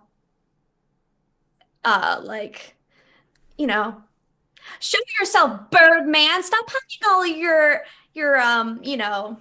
all your pets do the work for you. Yeah, I think Crow like kind of appears from one of the paths, and he's like holding an armful of trash, which he like dumps in a dumpster, and then just like stands there and looks at you. I'm here. What do you want? And like the camera that Dimitri's friend was holding like shifts over directly to you. Like the lens is like focusing in and out. The neighborhood watch is all there. They're looking towards you as well, Crow, and they start going, Cody, this caped creature just showed up out of the woods with an armful of trash, and like into the dumpster it went, like the little side profile. Cody, as you are watching this unfold, it's getting warm. Like, No. like no one else around, like, like you're starting to like sweat a little bit, and you can see like the cameraman is sweating a little bit more, Dimitri's sweating a little bit more, and like maybe it's the group of people around, but like it's a summer night. It was a balmy summer night, and it's getting warmer. And you don't know why. It should be cooling down. It should be cooling down, not the other way around. And Cody, as you notice that things are getting warmer, Luciana, you are walking through Midgrove Woods. You just got kicked out of a show. Your fake ID has been reclaimed by the bouncer. What a shit show that was. You didn't even get to see the band that you were here to actually go and see. You got to see the frontmen, and like they're okay. but they're not who you were there for. No. And like, it's not like you were getting drunk either. Like you were sober through a show that you didn't even Yeah. want to be at. So as you are going through the woods, again, like you parked, you came at an early enough time where it was still traffic out. So like you had to park on the other side of the industrial forest. So you're making your way over there. And as you're walking,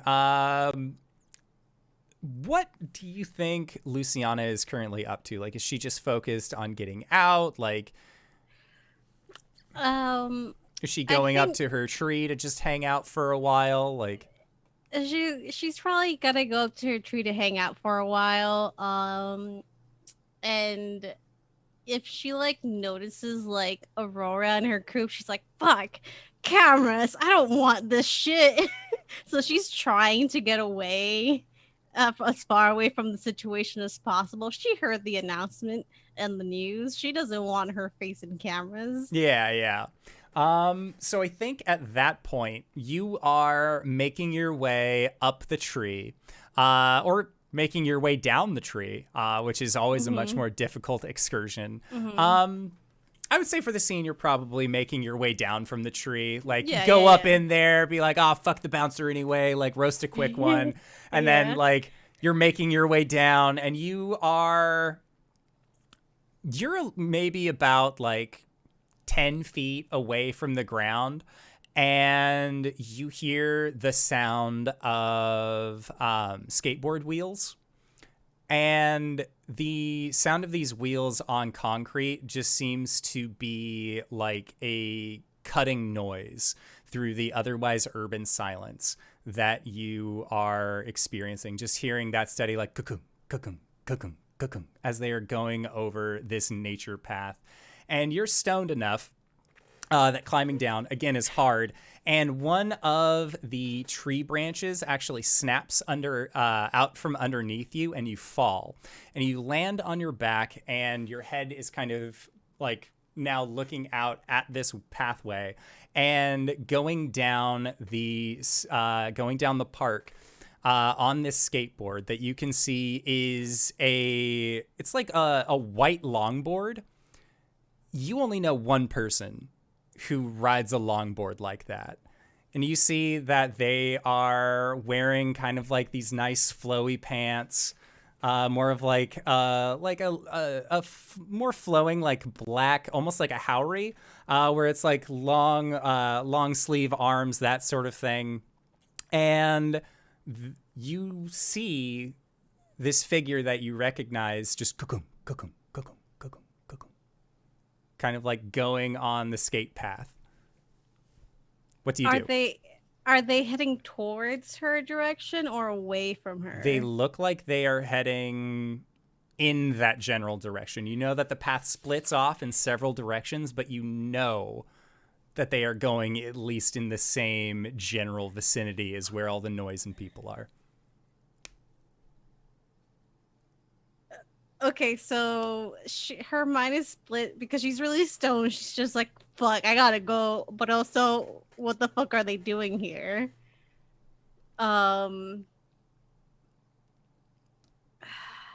She's gonna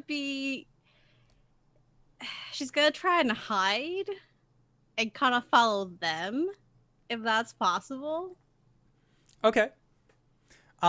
So I would say for this, that would be assessing your situation. Mm-hmm. So roll to assess your situation, and that is going to be roll plus superior. Okay, well that's +0, so 9. All right, so with a 9, you get to ask one. What here can I use to blank? What here is the biggest threat? What here is the greatest danger? Who here is most vulnerable to me? And how can we best end this quickly? Okay, so okay. I'm gonna go with what here's the best place to hide. Okay. So what here can I use to hide? Yeah. In that case, the general foliage, some of like the more like natural surroundings, like but you still want to like track them down, right? Mm-hmm. Okay, so if that was the case, you're probably going to be wanting to be like slightly off in the woods, not running directly on the path, but more just like kind of stalking after them. They're on wheels though, which does make it a little bit more difficult. But you at least are able to at least like go after the general area that you see them going down. And I would say Luciana is athletic. She was albeit a bit stoned, is not winded easily.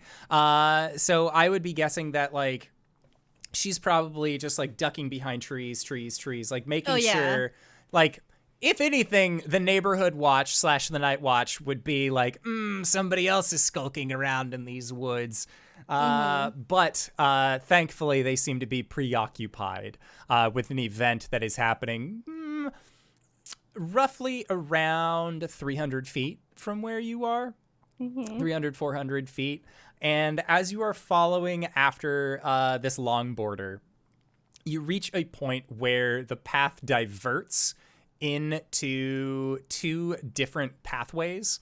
And as they do, you see that on the left-hand side, that path just sort of like cuts back, and you know that it will lead back out onto the city streets. But the path on the left-hand side, I think I said left-hand on the first one. The path on the right-hand side leads back to the city. The path on the left-hand side leads back towards where you assume where you assume Aurora is and where all of that is happening. And as you are standing here trying to make this decision as to what you are going to do, that is when you hear a scream and a collective group of yelling coming down the path from where you know that Aurora's event is taking place. Cutting over to where Aurora's event is taking place. Cody, you have noticed that it is getting warmer here. Crow, you also get the feeling that it's getting warmer here, but that could also just be the sheer anxiety of knowing you have a camera trained directly on you. You are looking at one of your schoolmates who, if she really needed to, could probably guess who you were, and the anxiety is just a whole lot, and you wish you could be up in your tree cave talking with birds. Just trying to do my part. Yep, just trying to do your part, and you know, like, there are a lot of angry old Caucasian eyes looking in your direction. They are the absolute worst in the big city because you're the reason this neighborhood's going to shit. Does literally say that as well, though. Oh, yeah. As he dumps the trash off. And Aurora, as you are looking around, like, you see Crow, and you're like, the villain, like, this is new for a would-be villain. Like, Dimitri is really stepping off of his game on this one, if this is what he thinks villains stepping in from the shadows look like. Like, he was selling it at first, and then he threw away some trash. Like, no, if anything, you should be dumping the trash, throwing it on the ground. But as you are looking at Crow, looking at Dimitri, and being like, what the fuck is this about? You notice that there are a cluster of hooded figures that seem to be coming in from the outlines of the general groupings themselves. And as they do, you see that there are maybe like 8 of these individuals that you can see, and they all wear what looks like a red robe that has a little bit of brown towards the top that goes into like a charcoal black at the top of the hood. And around their necks, they have a clasp that looks like a small blacksmith anvil that they seem to just be wearing. And as they arrive, you all begin to hear a chanting. Well, everyone except for Luciana. And as these strangers encircle your group, you all hear the chanting of something I wrote down on another page. Nope, it's right here.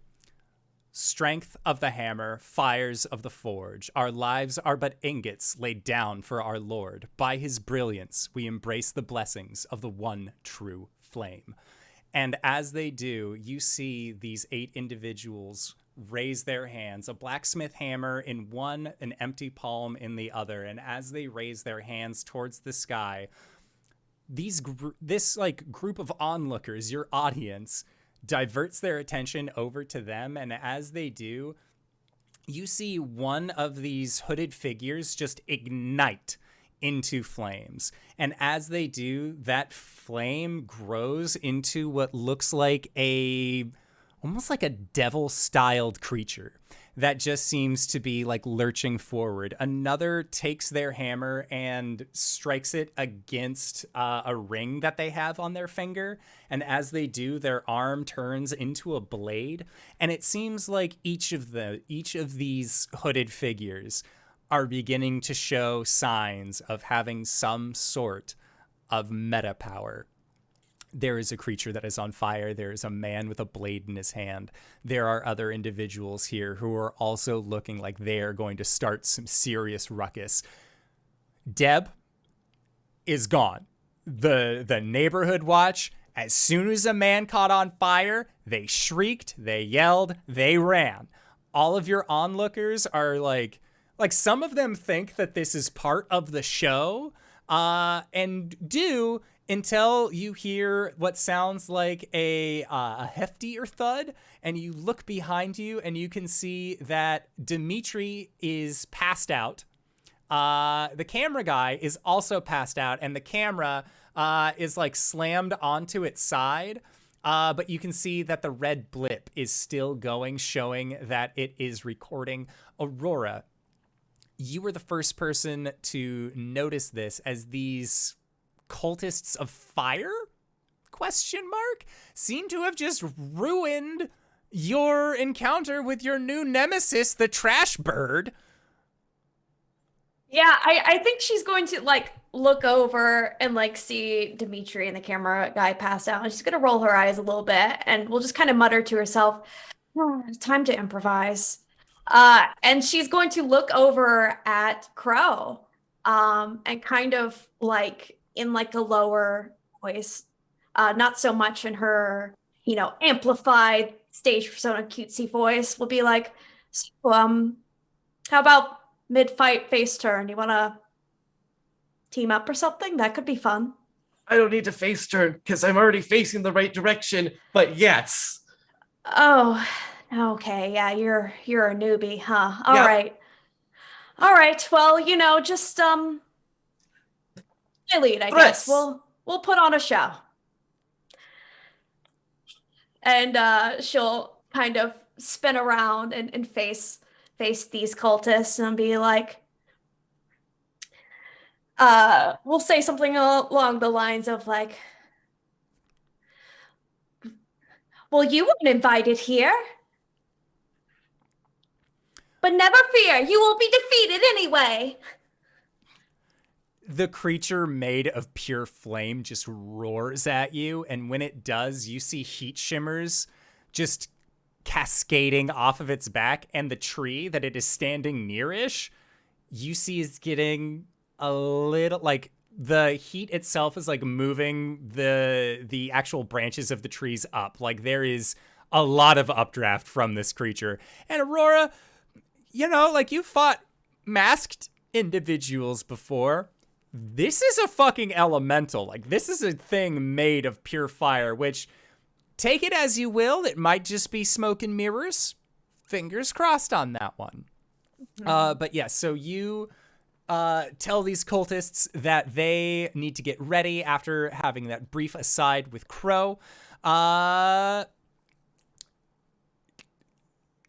Crow, as you are getting ready, having had this conversation with Aurora, what is your plan? What is your go-to idea on this? You've just seen a bunch of hooded figures show up out of the woods that look like they are here to stomp on Aurora. She seems to have this like yeah, whatever, it's probably just part of the gig attitude.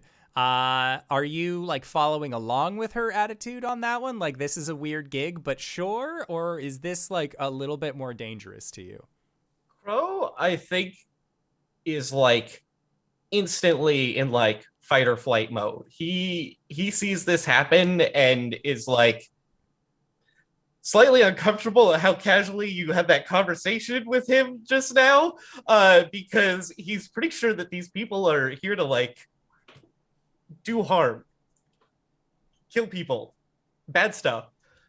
So I think his first thought is that he directs some crows to go grab a bucket from the gardener shed and get water from the lake and bring it to him. But he knows that's going to take time. Okay. Yeah, I would say roll to unleash your power.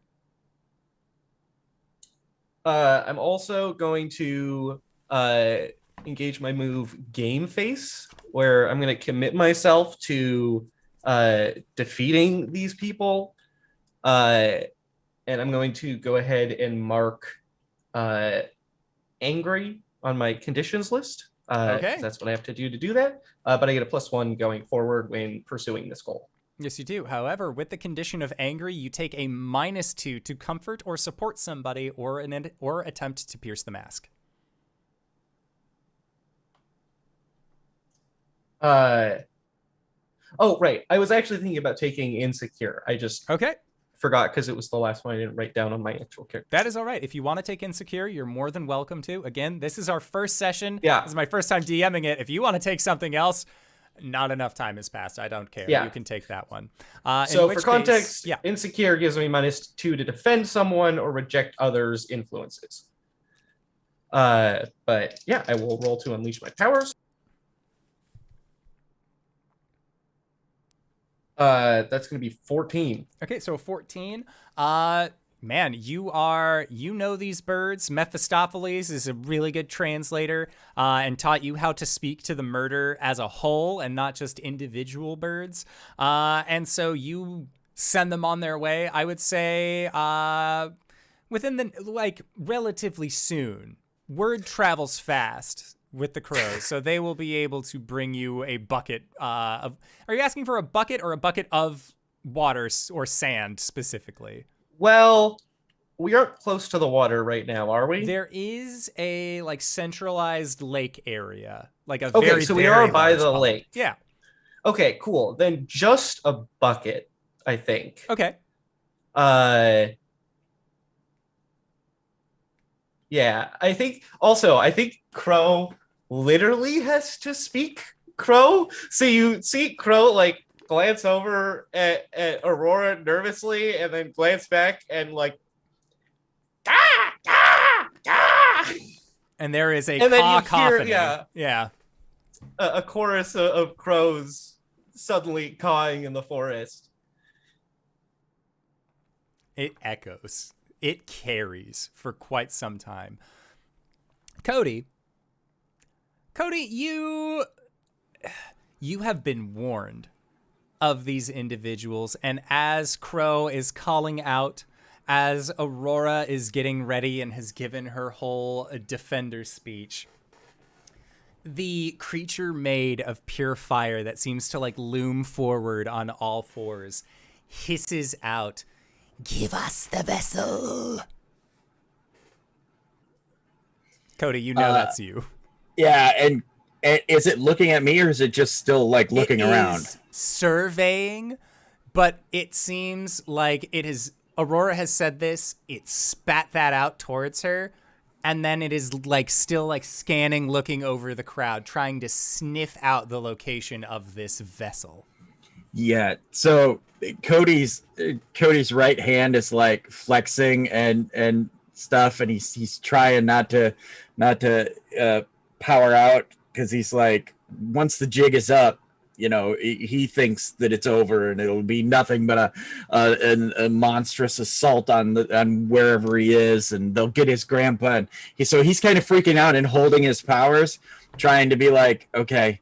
So he's basically waiting for that moment that they go after someone, and then he'll, Shazam out and get in the way to defend someone. Okay. But he doesn't want to reveal his hand. He's holding his action, sort of. Gotcha. thing. Okay. You are waiting until the trigger to defend, until somebody looks like they need to be defended, in which case then you will defend somebody. But until then, Right. You're good. And because there's heroes out here. I mean, I know Aurora is a hero, and this Birdman, he's obviously the trash bird. Yes, he's got powers. He's on the sign, for Christ's sakes. Look up at the sign. It's right there. Okay, so you are getting ready to wait until somebody does something that could possibly be defensible. Luciana, you have heard people yelling, and now you are seeing people running away from that path, saying something about a fire monster. What would you like to do? She's gonna run towards that. She's gonna be like, oh, and then just run. Okay. So yeah, rushing towards this area. Are you still making sure to stay relatively in the trees, or are you just full on running down the center path? Relatively in the trees, kind of running on the side of the crowd that's running away. Okay, gotcha. Does she see this giant fire monster? It is not hard to miss at night. That is for sure. And you see that as it's peering forward, Cody from Homeroom is there. Aurora's there, you understand, but Cody's just hanging out around a small group of people that are still oh, this is all part of Aurora's show. Wow, she really amped up the special effects, and you can even hear them saying that this is much better than the last supervillain fight that she had. They have the shirts on. They have the shirt on. One of them has the headbands with glow sticks that he bought as part of the Rainbow Maidens crate that came out 2 years ago, back before Aurora ended up getting moved off, and he's been saving them for a special event. Just woo! I would. How far away is the lake? The lake, I would say, is probably about 80 feet away from where you all are. So, I can control Earth. You can't. Can I punt this fire demon into the lake? How would you like to? I would like to. Do you just want to fascist stomp boot, punt a fire demon? She's gonna see what's going on, go to an area where not a lot of people can see her because she doesn't have her helmet on or her mask on or anything. So she's just gonna unleash her powers and just stomp really hard on the ground, and there's gonna be cracks on the ground that'll lead up to this demon, and just a tower of earth is just gonna erupt and push him up and into the lake. Okay. Just go flying. Roll to unleash your power. And that is going to be your roll plus freak. Plus freak. Get your freak on. Get your freak on. Okay. I'm trying to pick which dice. I have too many D6s. Don't fail me now. Okay. That's not bad. That is 10. Okay. I rolled a 9 plus 1. So a 10 is a success. So you launch, and I imagine is it a boot? A boot made of earth and stone that just juts up from the ground and literally punts this dude out, or is it just a pillar? It's actually it's like a pillar. It's kind of Toph earthbending style, where there's an angled pillar that takes it, just that sheer comes out, that sheer force that just punts them across the air and into the lake. Okay, so yeah, they just get launched, and Aurora, you see this column of earth just erupt from the ground, and this creature made of pure flames just sails over you, and you can hear this and then lands into the water, and there is this steaming hiss as this creature's batting around trying to get out of the water, but ultimately it is causing them to diminish in size. However, there are still 7 other cultists. You see one of them also has a blade hand. Again, others seem to have their blacksmith hammers at the ready. So, Aurora, what would you like to do? Yeah, I think Aurora's gonna capitalize on this opportunity without missing a beat. Is going to like charge up to the one with the blade hand and use her wand to kind of like dazzle and flash him for a moment, and then use it to kind of parry off that blade hand and hopefully get him like off balance. Okay. So that's not unleashing your power, but that is directly engaging with a threat. Yes. And do I have an audience watching? You do have a slight audience watching because again, Okay. there's the dude with the glow sticks. Cody is there. There's like a small cluster of audience that is currently watching you. Okay, because I have a move from my playbook called stage fighting that whenever I directly engage a threat with an audience watching, I get to roll with superior instead of danger. Look at you go. Woohoo! Which is good because my superior is much better than my danger. Okay, so that is going to be a 9 on that one. Okay, so a 9. You get to pick one. You either resist or avoid their blows. You take something from them. You create an opportunity for your allies, or you impress, surprise, or even frighten the opposition.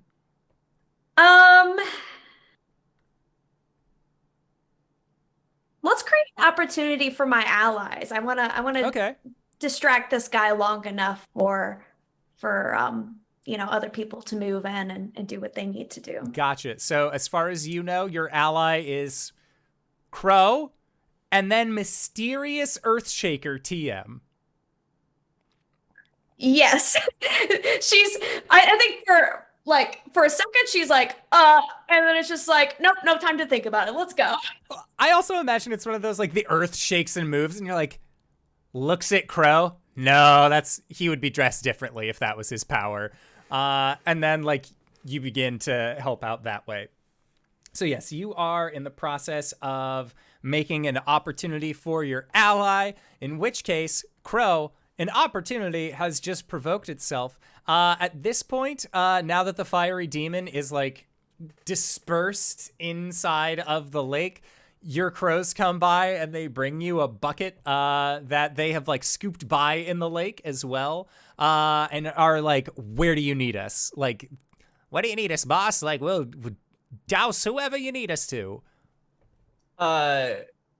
Crow, like, gives them a nod and takes the bucket, and seeing this opportunity create itself, runs over and, well, this cultist is off balance, just absolutely decks the dude in the head with the waterful bucket. Oh, yeah. No, and it's one of those tin buckets. Like, it's not a plastic bucket at all. So roll to directly engage with a threat.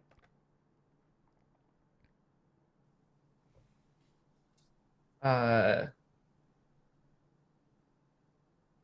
is it a +1 from the opportunity? +1. I believe so. It says create an opportunity. Let me check. So creating an opportunity.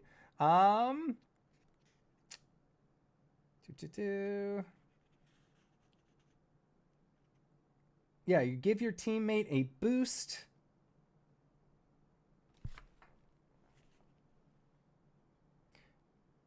Yeah, it says to gain some kind of advantage. I'd say that would be a +1. Okay, cool. Yeah. So I hit 8 then. Okay, so an 8. So you also get to resist or avoid their blows. You take something from them. Are you also creating an opportunity for your ally, or are you trying to impress, surprise, or frighten them? Because I will let you know, he would definitely be surprised if you just clocked him in the head with a bucket. Yeah, so I guess I'm trying to surprise / frighten like the rest of them. Okay. We weren't intimidated at all. We directly engaged. There are still about 6 cultists that don't seem phased by this at all. And as you are like laying into one, you see one of the other cultists like begins making his way over towards you as well.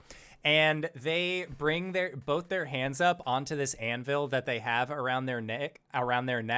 And then as they pull their hands away, both of their hands are just on fire as they do so. And you see them rear back, and they actually go to unleash a fiery blast out towards Aurora, as you are the biggest, brightest thing here that is not actually on fire yet. So they are going to be making an attack towards you, but I believe, Cody, you had a little something to say about when somebody wanted to make an attack towards, especially somebody that you revere so highly. Yeah, I have the When It Matters move, and I also have Defender. So yeah, if they go to launch fire, Cody will like shake his arm down, and he just bamps into gold shining light armor, and he'll go to defend and like totally shield Aurora from the flames. Yay! So Aurora, you like created this opportunity. Crow ran up. This dude dressed as a crow ran up, bucketed this dude in the head, and you're like, this is not exactly what my fan club was asking for on this one. And then you see this dude turn his hands on fire, goes to throw a fiery bolt at you. And Cody, you just like ran in front of it, or did you just like appear stalwart?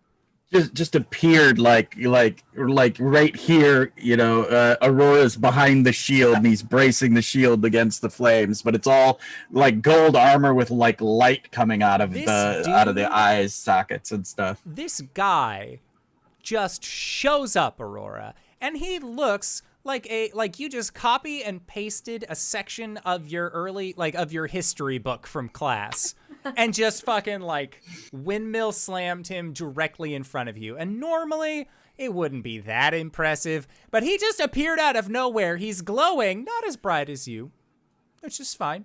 He's still glowing, but not as bright as you, and that's the part that counts. But he has just like defended you from this fiery blast that was making its way towards you. Now, for the defense, for Defender, do you still take the brunt of the attack from this fire? That I don't know. So what does your Defender skill say? I roll versus danger instead of savior to defend the person. Gotcha. So if that is the case, you would be, I believe, defending someone. So you would need to roll plus, you said you roll not for savior. I roll danger. Oh my goodness. Okay, well, unfortunately, that's a 6. Okay, so a 6 is considered a failure. So Yes. for this failure, since you have failed in defending someone, We can mark potential. you do get to mark potential. However, there is another thing that ends up happening, which is you take a powerful blow. All right. That's my job. Roll plus conditions marked. I don't believe you have any conditions on you Nope. currently. Oh my god, I need new dice. What they roll? 3. A 3. Low is good for this one. So- Low is good. Oh, good, So- good. Whew. On a Oh. 10 plus, you remove yourself from the situation. Very bad. On a 7 to 9, you struggle past the pain, you mark some conditions, you lash out verbally at your friends, that sort of thing. Also bad. However, on the 3 that you rolled, you stand strong, you mark your potential as normal, and you say how you weather your blow. Oh, awesome. Yeah, so again, he puts that shield up and it just, the fire leaps around, and he even puts his arm and head in front where the fire's coming over the top of it. And he says, and it's like a booming hero voice that comes out. And he's like, Never fear, Bulletar is here. And and as it comes out of his mouth, he kind of goes. He sighs inwardly, but not outwardly. Like, okay, I tried. As you say it, you're like, I know that's not the right name. Yep, exactly. So yeah, but that's what he gets the hammer. I mean, it literally singes him or whatnot, but he takes the hit. Sounds good. So the cult has now seen the thing that they are looking for reveal itself. And you see now that there are 2 directly on you, and there are still 4 other cultists that are that have not gone yet. And you see that 2 of them begin to swing their hammers, and as they do, the hammers actually ignite, and they are going to hurl them towards your group. So Bulletar, aka Cody, you are. Would you like to defend anybody during this? As the first flaming hammer soars towards you, looking like it is once again heading towards Aurora. Yeah, I will. I'll continue the defense there. Okay. So Roll go to ahead and defend. roll. All right. Come on, dice. You will be retired to dice jail. No, you won't. Okay, so 9, 10, 11, 12. That is 12. You successfully defend. So yeah, that first hammer just dink, dink, and like goes off. The second hammer actually sails past you, Crow. This hammer is gunning directly towards you. So with that, you do not have anybody directly defending you. So I am going to need you, I believe, to take a powerful blow. Can I instead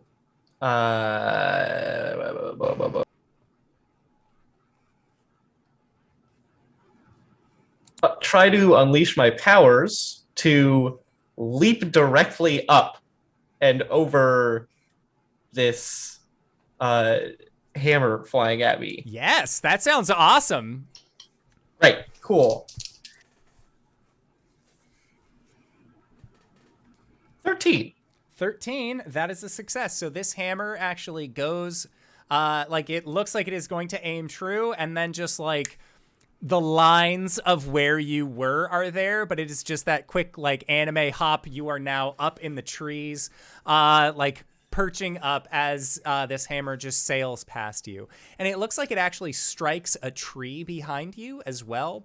And you can see like some of the bark actually like explodes off. This hammer was a one-way sending ticket. It was not meant to leave itself behind. And some of that debris is actually starting to smolder as well. Has been outside of the rainy season in Everett Heights for a while, so things are pretty dry around here. But, Luciana, people have fucking hands on fire and are throwing hammers and asking for vessels, and there was a fucking elemental that was here a second ago. You're stoned. This is bullshit. What are you doing? I'm too stoned for this shit.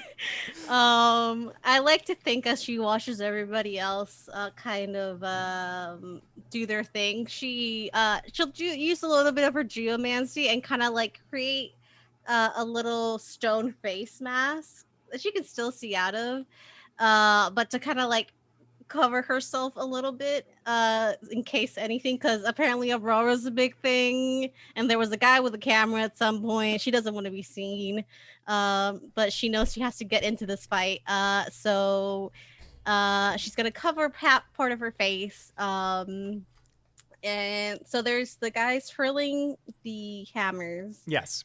And there were two hammer throwers. Okay. Then there was one dude with his hands on fire, another dude with blade hands, and then two of the other ones have not acted yet. They seem like they were in the back getting ready to do stuff, but I didn't want all of them to go and then you not have gone. So. Can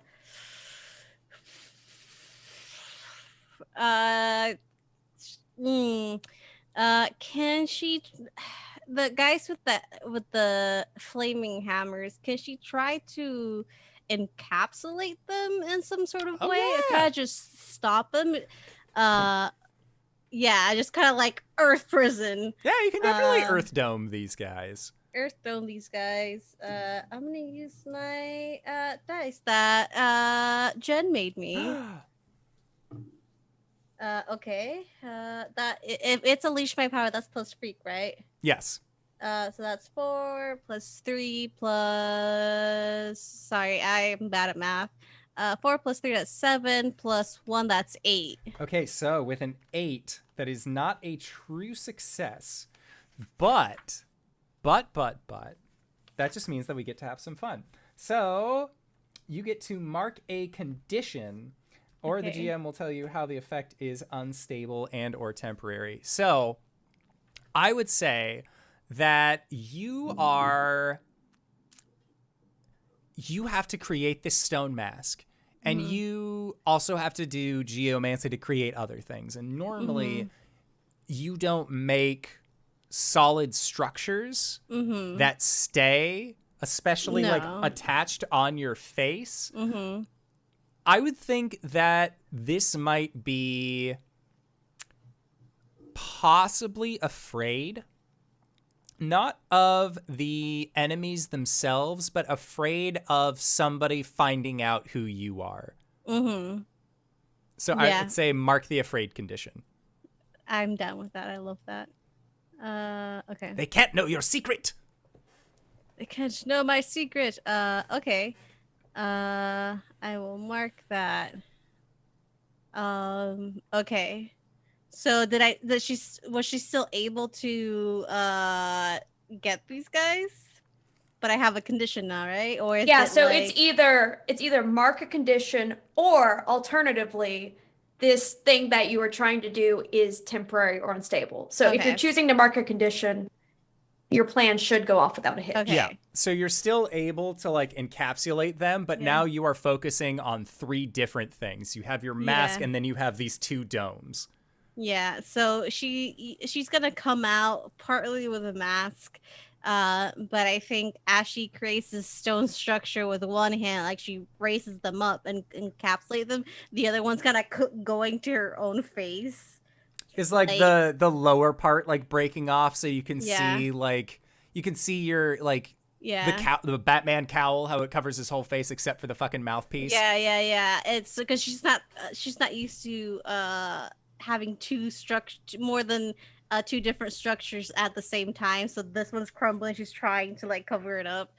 But she is able to do this as she comes out. You guys would see her coming out because she comes into the fight.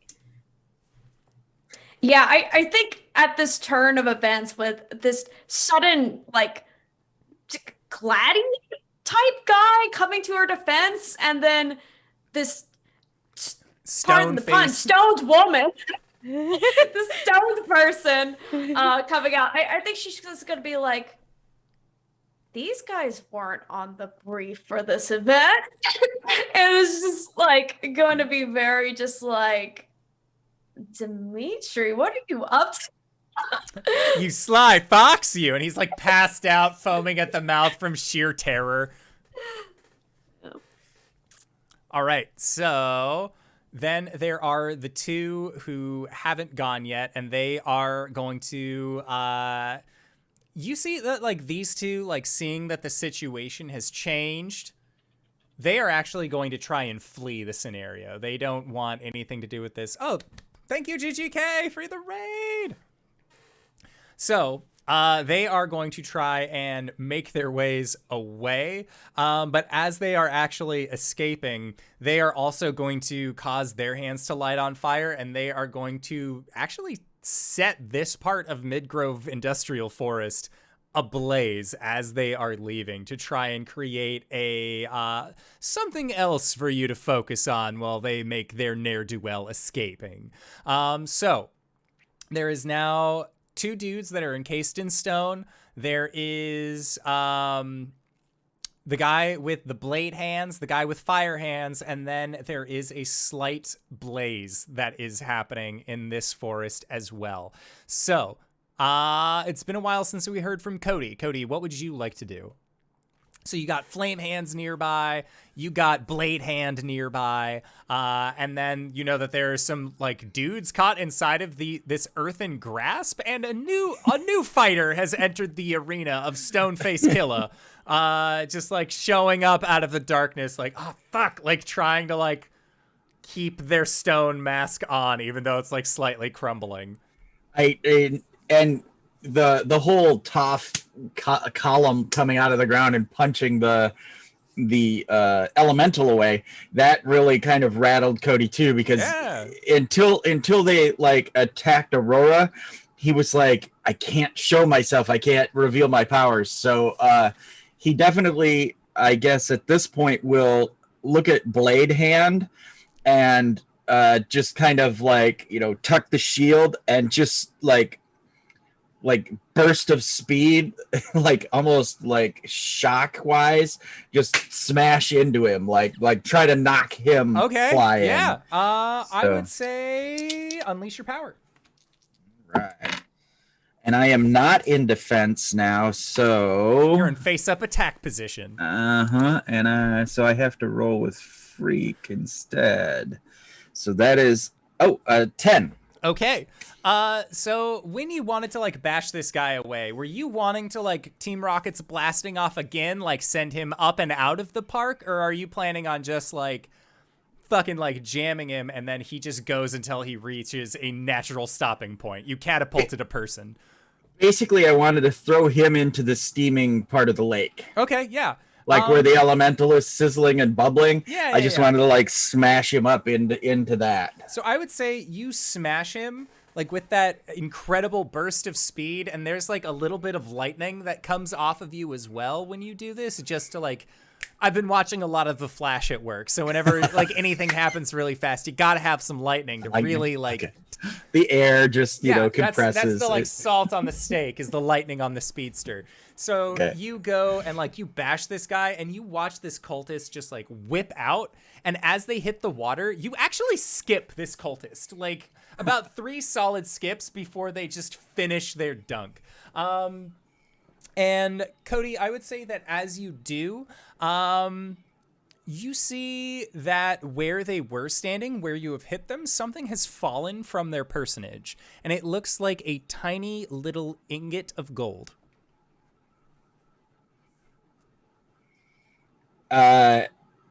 Cody notes it, but he's too freaked out to grab it or whatever. Yeah. He's like, it's a trap, you know. It's totally like it's a trap. So yeah, he doesn't touch that gold ingot at all. He just kind of stands over it. Sounds good. So, yes, you have skipped this cultist across the lake. He is no longer an immediate threat. He is currently cooling out inside of the lake. Crow. There is now flame hands and then 2 guys encased in earth. Aurora is still here. There are several civilians that are here as well. Dimitri, the cameraman, and then the small cluster of Aurora's followers who have just like, this is the greatest, we're in the splash zone! Like, they are like, they think that this is all part of the act. They are having a blast. Aurora must be teaming up with these new people. Like, they are like completely enamored with this. What is Crow doing? Although the forest being on fire is not exactly something that was on the schedule either. How on fire is the forest? Not super on fire. It was the 2 that were making their getaway lit their hands on fire, burning hands up into the trees. So like it is the start of a forest fire. You know that it could get out of hand, and this entire park area of the inner city would probably catch. And that would also be bad for like neighboring businesses, the hot dog cart that you like going to on your bike sometimes. Like is it bucket of water solvable size? You would probably need quite a few buckets of water or a sizable hose. Okay, then first, he doesn't think they'll actually do it, but Crow yells over at the crowd of fans, like, someone needs to call the fire department. And then he throws the bucket of water on the dude with fire hands in front of him. Okay. So if you are yelling at everyone that they need to call the fire department, I would say that this would probably be considered provoking somebody.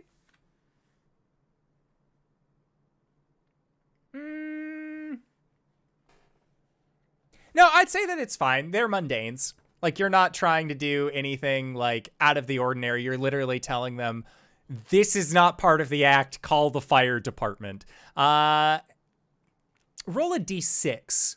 Just one. 5. Okay, a 5? Yeah. I would say that someone there, like, calls the fire department, or maybe was, like, already, like, hey, like, there was a thing that happened downtown. There's fire going on in the MIF, the MIF, the Mid-Grove Industrial Forest, and obviously the fire department knows what the MIF is. And so they kind of give their general, like, oh, we're by this street exit. Please come as soon as you can. Yes, they have talked to the fire department, and already off in the distance, you are beginning to hear sirens. But the smoke is actually pretty strong at this point. If it wasn't so dangerous, it might smell nice. Okay, so that is what Crow is up to. Cody, you have just skipped a cultist across the river. Aurora, what are you doing? So there is still a guy with blade hands who's just been like, he's got his bell rung again by your friend holding a bucket. Yeah, I think Aurora is going to take this opportunity now that there are other players on the field to assess the situation to see, what she might be able to use to her advantage. Okay. Aurora's not a meta human. If that has not come across. She is not a meta human. She is just a person with a flashlight and some fighting prowess and some stage presence. So she needs to think quick on her feet. Okay. So yeah, roll to assess the situation. Big money, no whammies. Okay, so that is going to be an 8. Okay, an 8. So yeah, you get +1 while acting on the answers.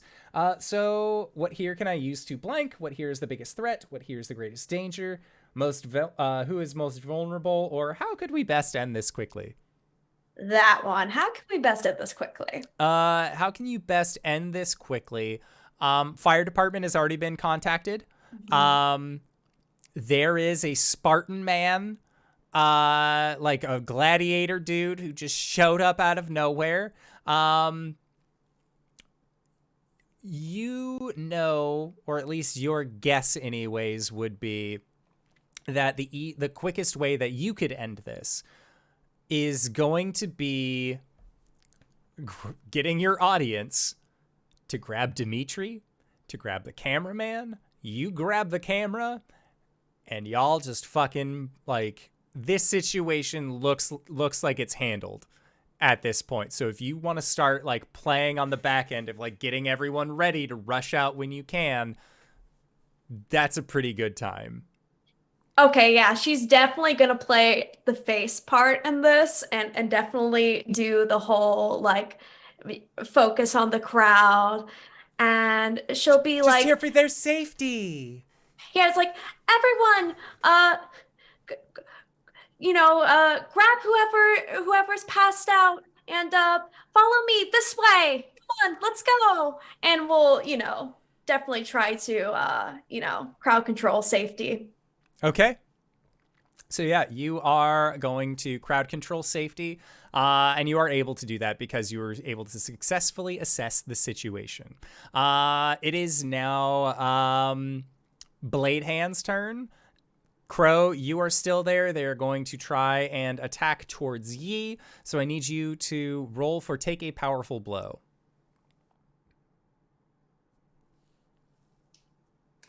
Yeah, I can do that.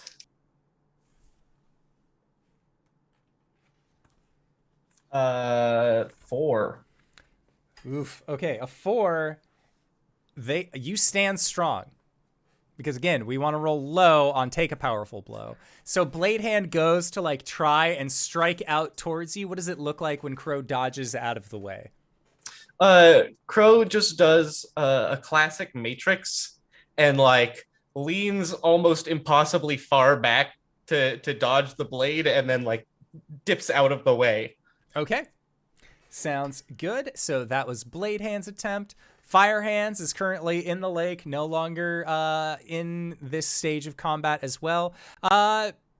Caleb, I would say, or Crow, because you are not just your mild-mannered Caleb. He's at home doing homework like a nerd.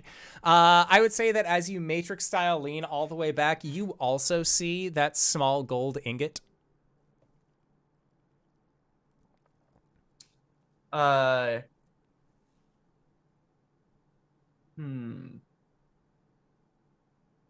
I think he notes it for a moment, but he is more focused on the fact that he wants to call out to one of his crows to dump the camera in the lake. So... No.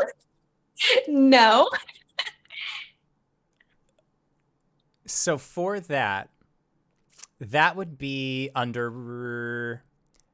I would say that would be the equivalent of directly engaging, because Aurora currently has the camera with her. Okay, she has already picked it up. I was hoping, maybe we hadn't explicitly said it yet, and I could still snatch it before. But I'm not gonna harass you with a crow to get the camera. I was just, hoping to conveniently dispose of me on tape, possibly.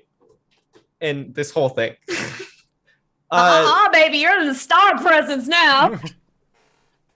Yeah, I think instead, then Crow will note it and he will, carefully poke it real quick to make sure it doesn't, immediately pop, and then, pick it up with his gloved hand. Yeah, and as you pick it up with your gloved hand, it almost looks like a seed. It's a strange golden seed. But yeah, it doesn't explode or burst into flames or do anything nefarious. It is just an item. So, Aftershock. Blade Hand Man seemed to miss. You still got your two guys that are stuck inside of these earthen chambers. There is a little bit of a fire that has started in the treetops around here. What would you like to do?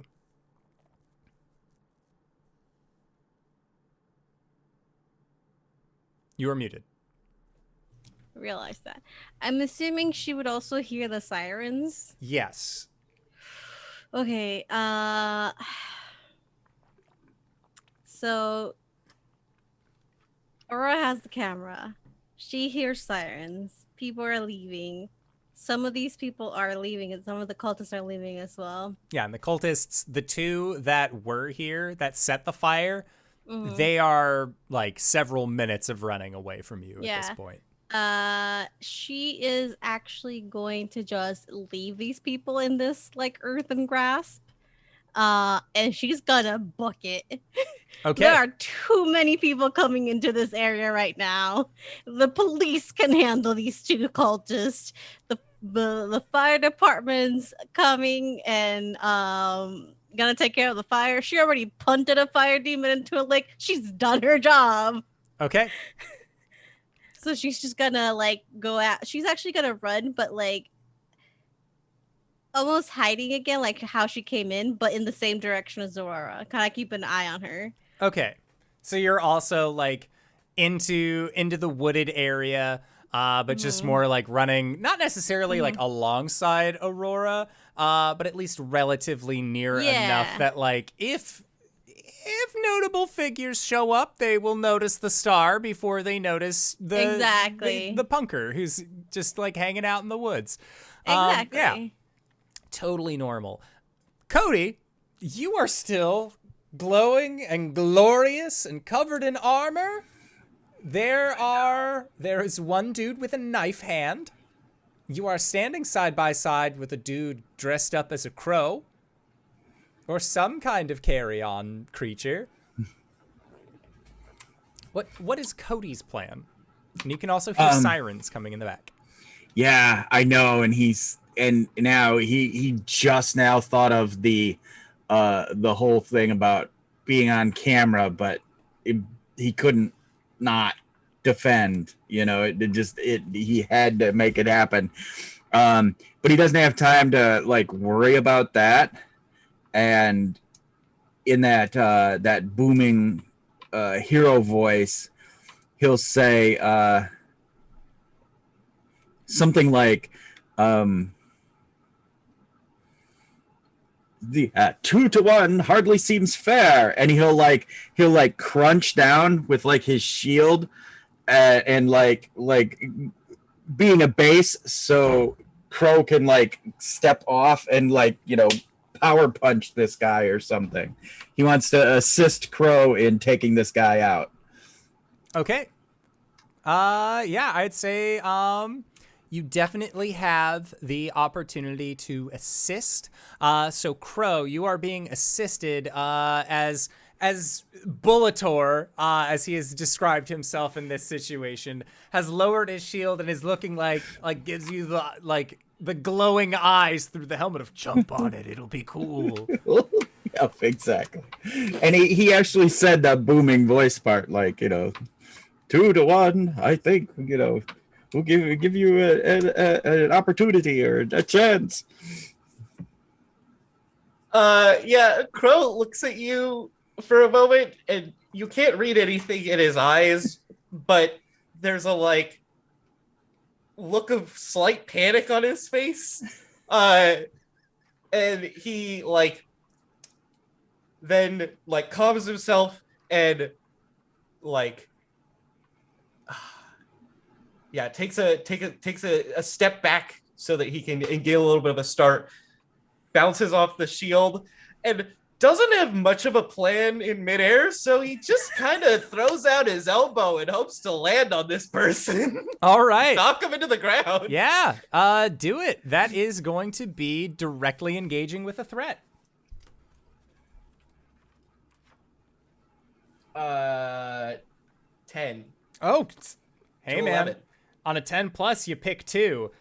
So you can surprise, frighten the opponent. You can create an opportunity for your allies, take something from your opponent, or resist and avoid their blows. So you get 2 out of that list. I think I would like to frighten the opposition. Okay. And then I would like to quickly frisk this man's pockets while I am on top of him. Yeah. And see if I can find a similar gold piece. You do, actually. It seems like they also carry with them one of these golden seeds.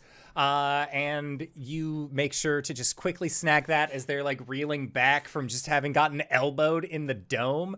Like it was one of those, like you hit them right at the top. It's the hard spot on the head, but like elbows are pretty fucking sturdy, especially when you are like coming down with a force.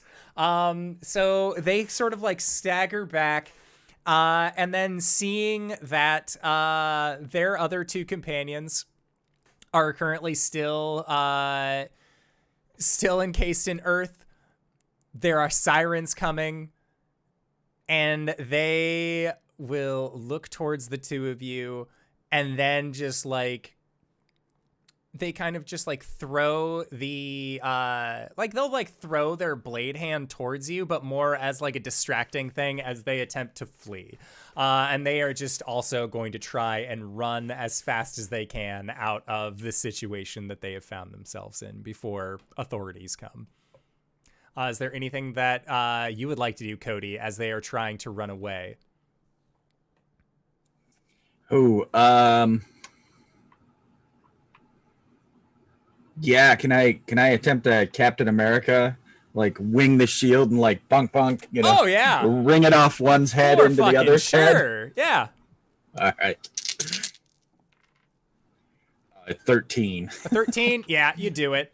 And like it gets them in the back of the head and they just like fall face down onto the ground. The fire is getting to be a bit much. Do you and Crow leave together, or are you leaving just like thumbs up to each other and then part ways in the night? I look at him and the booming voice comes out. I don't know what to do about the fire. I can't punch it. He's got nothing to, That's why we called the fire department. I don't really want to be seen here, so see ya. And he scrambles off. Good day to you. And Cody basically bails too. All right. Yeah, he yells as you say good day to you, he yells, "It's Crow," back over his shoulder. Okay. So, as all of our heroes depart, no longer in the same fighting group that they once were, to take on this rather insidious cult, I think that's where we're going to call it for tonight's session. So I'd like to say thank you to everybody who decided to stop by and join us for this wonderful game of Masks the Green Sun. This campaign is probably going to be like 10 sessions. That's what I'm aiming for. So you can look forward to this being more of like a mini series on the channel. Hopefully you'll enjoy what you end up seeing here. I know I always do, but of course I enjoy everybody on this channel. Hey, KyleWithAnN, where can we find you? What do you do? Everyone, I'm KyleWithAnN, otherwise known as KyleWithAnN on Twitter and Twitch.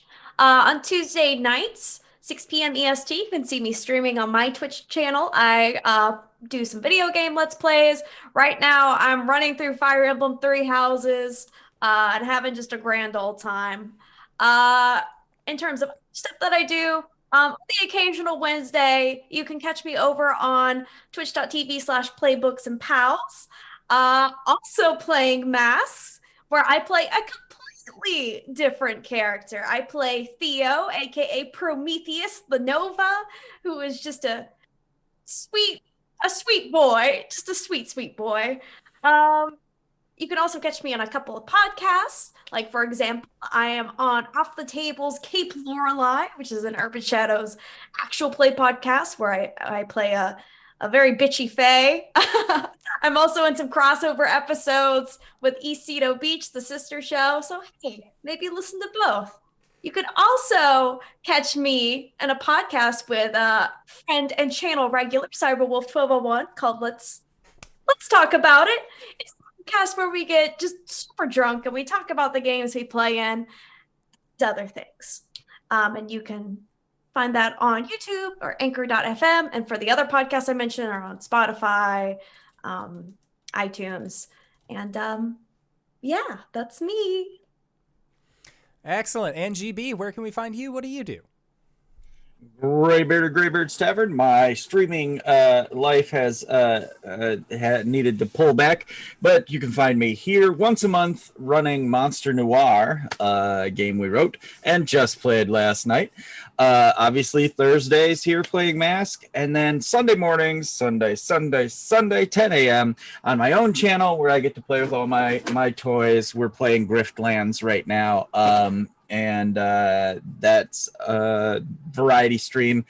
And then Tuesday afternoons for an hour and a half, we do Old Timer Happy Hour, where me and Lantern Noir, betwixt us, we've got pretty much 80 years of gaming experience.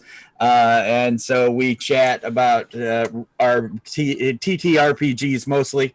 You can check us out there, and we are on Anchor FM because it goes podcast, and Lantern Noir puts it out on YouTube. Check us out there. That's it for me, GB. Awesome. And Satan, where can we find you? What do you do? Hi everyone, my name's Satan. You can find me on Twitter at AlysaVamp, and also here on Twitch, AlysaVamp, where I stream art. I've been getting back into my regular art schedule, where you can come and see me try and do art, and we chat about things and listen to some chill music. You can also find me playing more games here on Indoor Adventures. I play this game on Thursday now with these wonderful people. Once a month, I play here on Wednesdays, our Monster Noir game, and Sunday nights at 10 p.m. EST. You can find me playing Rime of the Frost Maiden as well. On other channels, you can find me Saturdays at 4:30 p.m. EST on Valdrian's channel playing Dragon Age, and at 8 p.m. EST on Plot Hunters playing D&D, and Sunday mornings at 10 a.m. EST, you can find me over at the Hype Goblin, where I DM a show called Nexus Adventures, where I DM my friends through my homebrew world, and we loosely play D&D. We kind of make up the rules sometimes and change them to whatever we want because it's fun. But yeah, anything else? If you follow me on Twitter, I'll post art. I'll post when I go live. I'll post all the things. So follow me there if you want to know more. Excellent. And Reeves, where can we find you? What do you do? Hey everybody, what's up? It's your boy Reeves. You can find me at both Twitch and Twitter at Reeves_bot. My Twitch presence mostly is just my Sunday show, the Super Sultan Brothers Super Sunday Show, where I mostly play variety video games with my buddy Tom Matt or whoever else I can get to hang out on Sundays from 10 a.m. to 1 p.m. Pacific Standard Time. Yeah, that's me. Excellent. And if you've made it this far, you probably already know who I am. But if you don't, hey, Acorns, what's up? It's me, your buddy, your pal, your friend, the Indoor Adventurer, the showrunner here at twitch.tv/indooradventures. We do shows like this on Monday and Thursday at 5:30 p.m. Pacific Standard Time, as well as on Sundays at 7 o'clock p.m. Pacific Standard Time. If this is your first time joining us, you can go to youtube.com/indooradventures to check up on all of the VODs of each of the games that we have played up until this point, or you can go towards anywhere audiocasts are made available for free. You can find us there under the same moniker. But for now, we are going to be going into our Patreon-supported after show called Nights in the Courtyard, where we answer questions not only from each other, but also from the community. So if you have any questions for myself or any of these other fine folk about the decisions that we made during the game, about what it's like to run masks with absolutely no prior experience running anything powered by the apocalypse, hey, guess what? Nights in the Courtyard is an excellent place to get those questions answered, and we will do our best to respond in kind. But for now, I would like to say thank you to everybody who decided to stop by and join us. Thank you to these wonderful players for putting up with my bullshit once again this week. And we'll see all of you guys next time. All right, everybody. Bye-bye!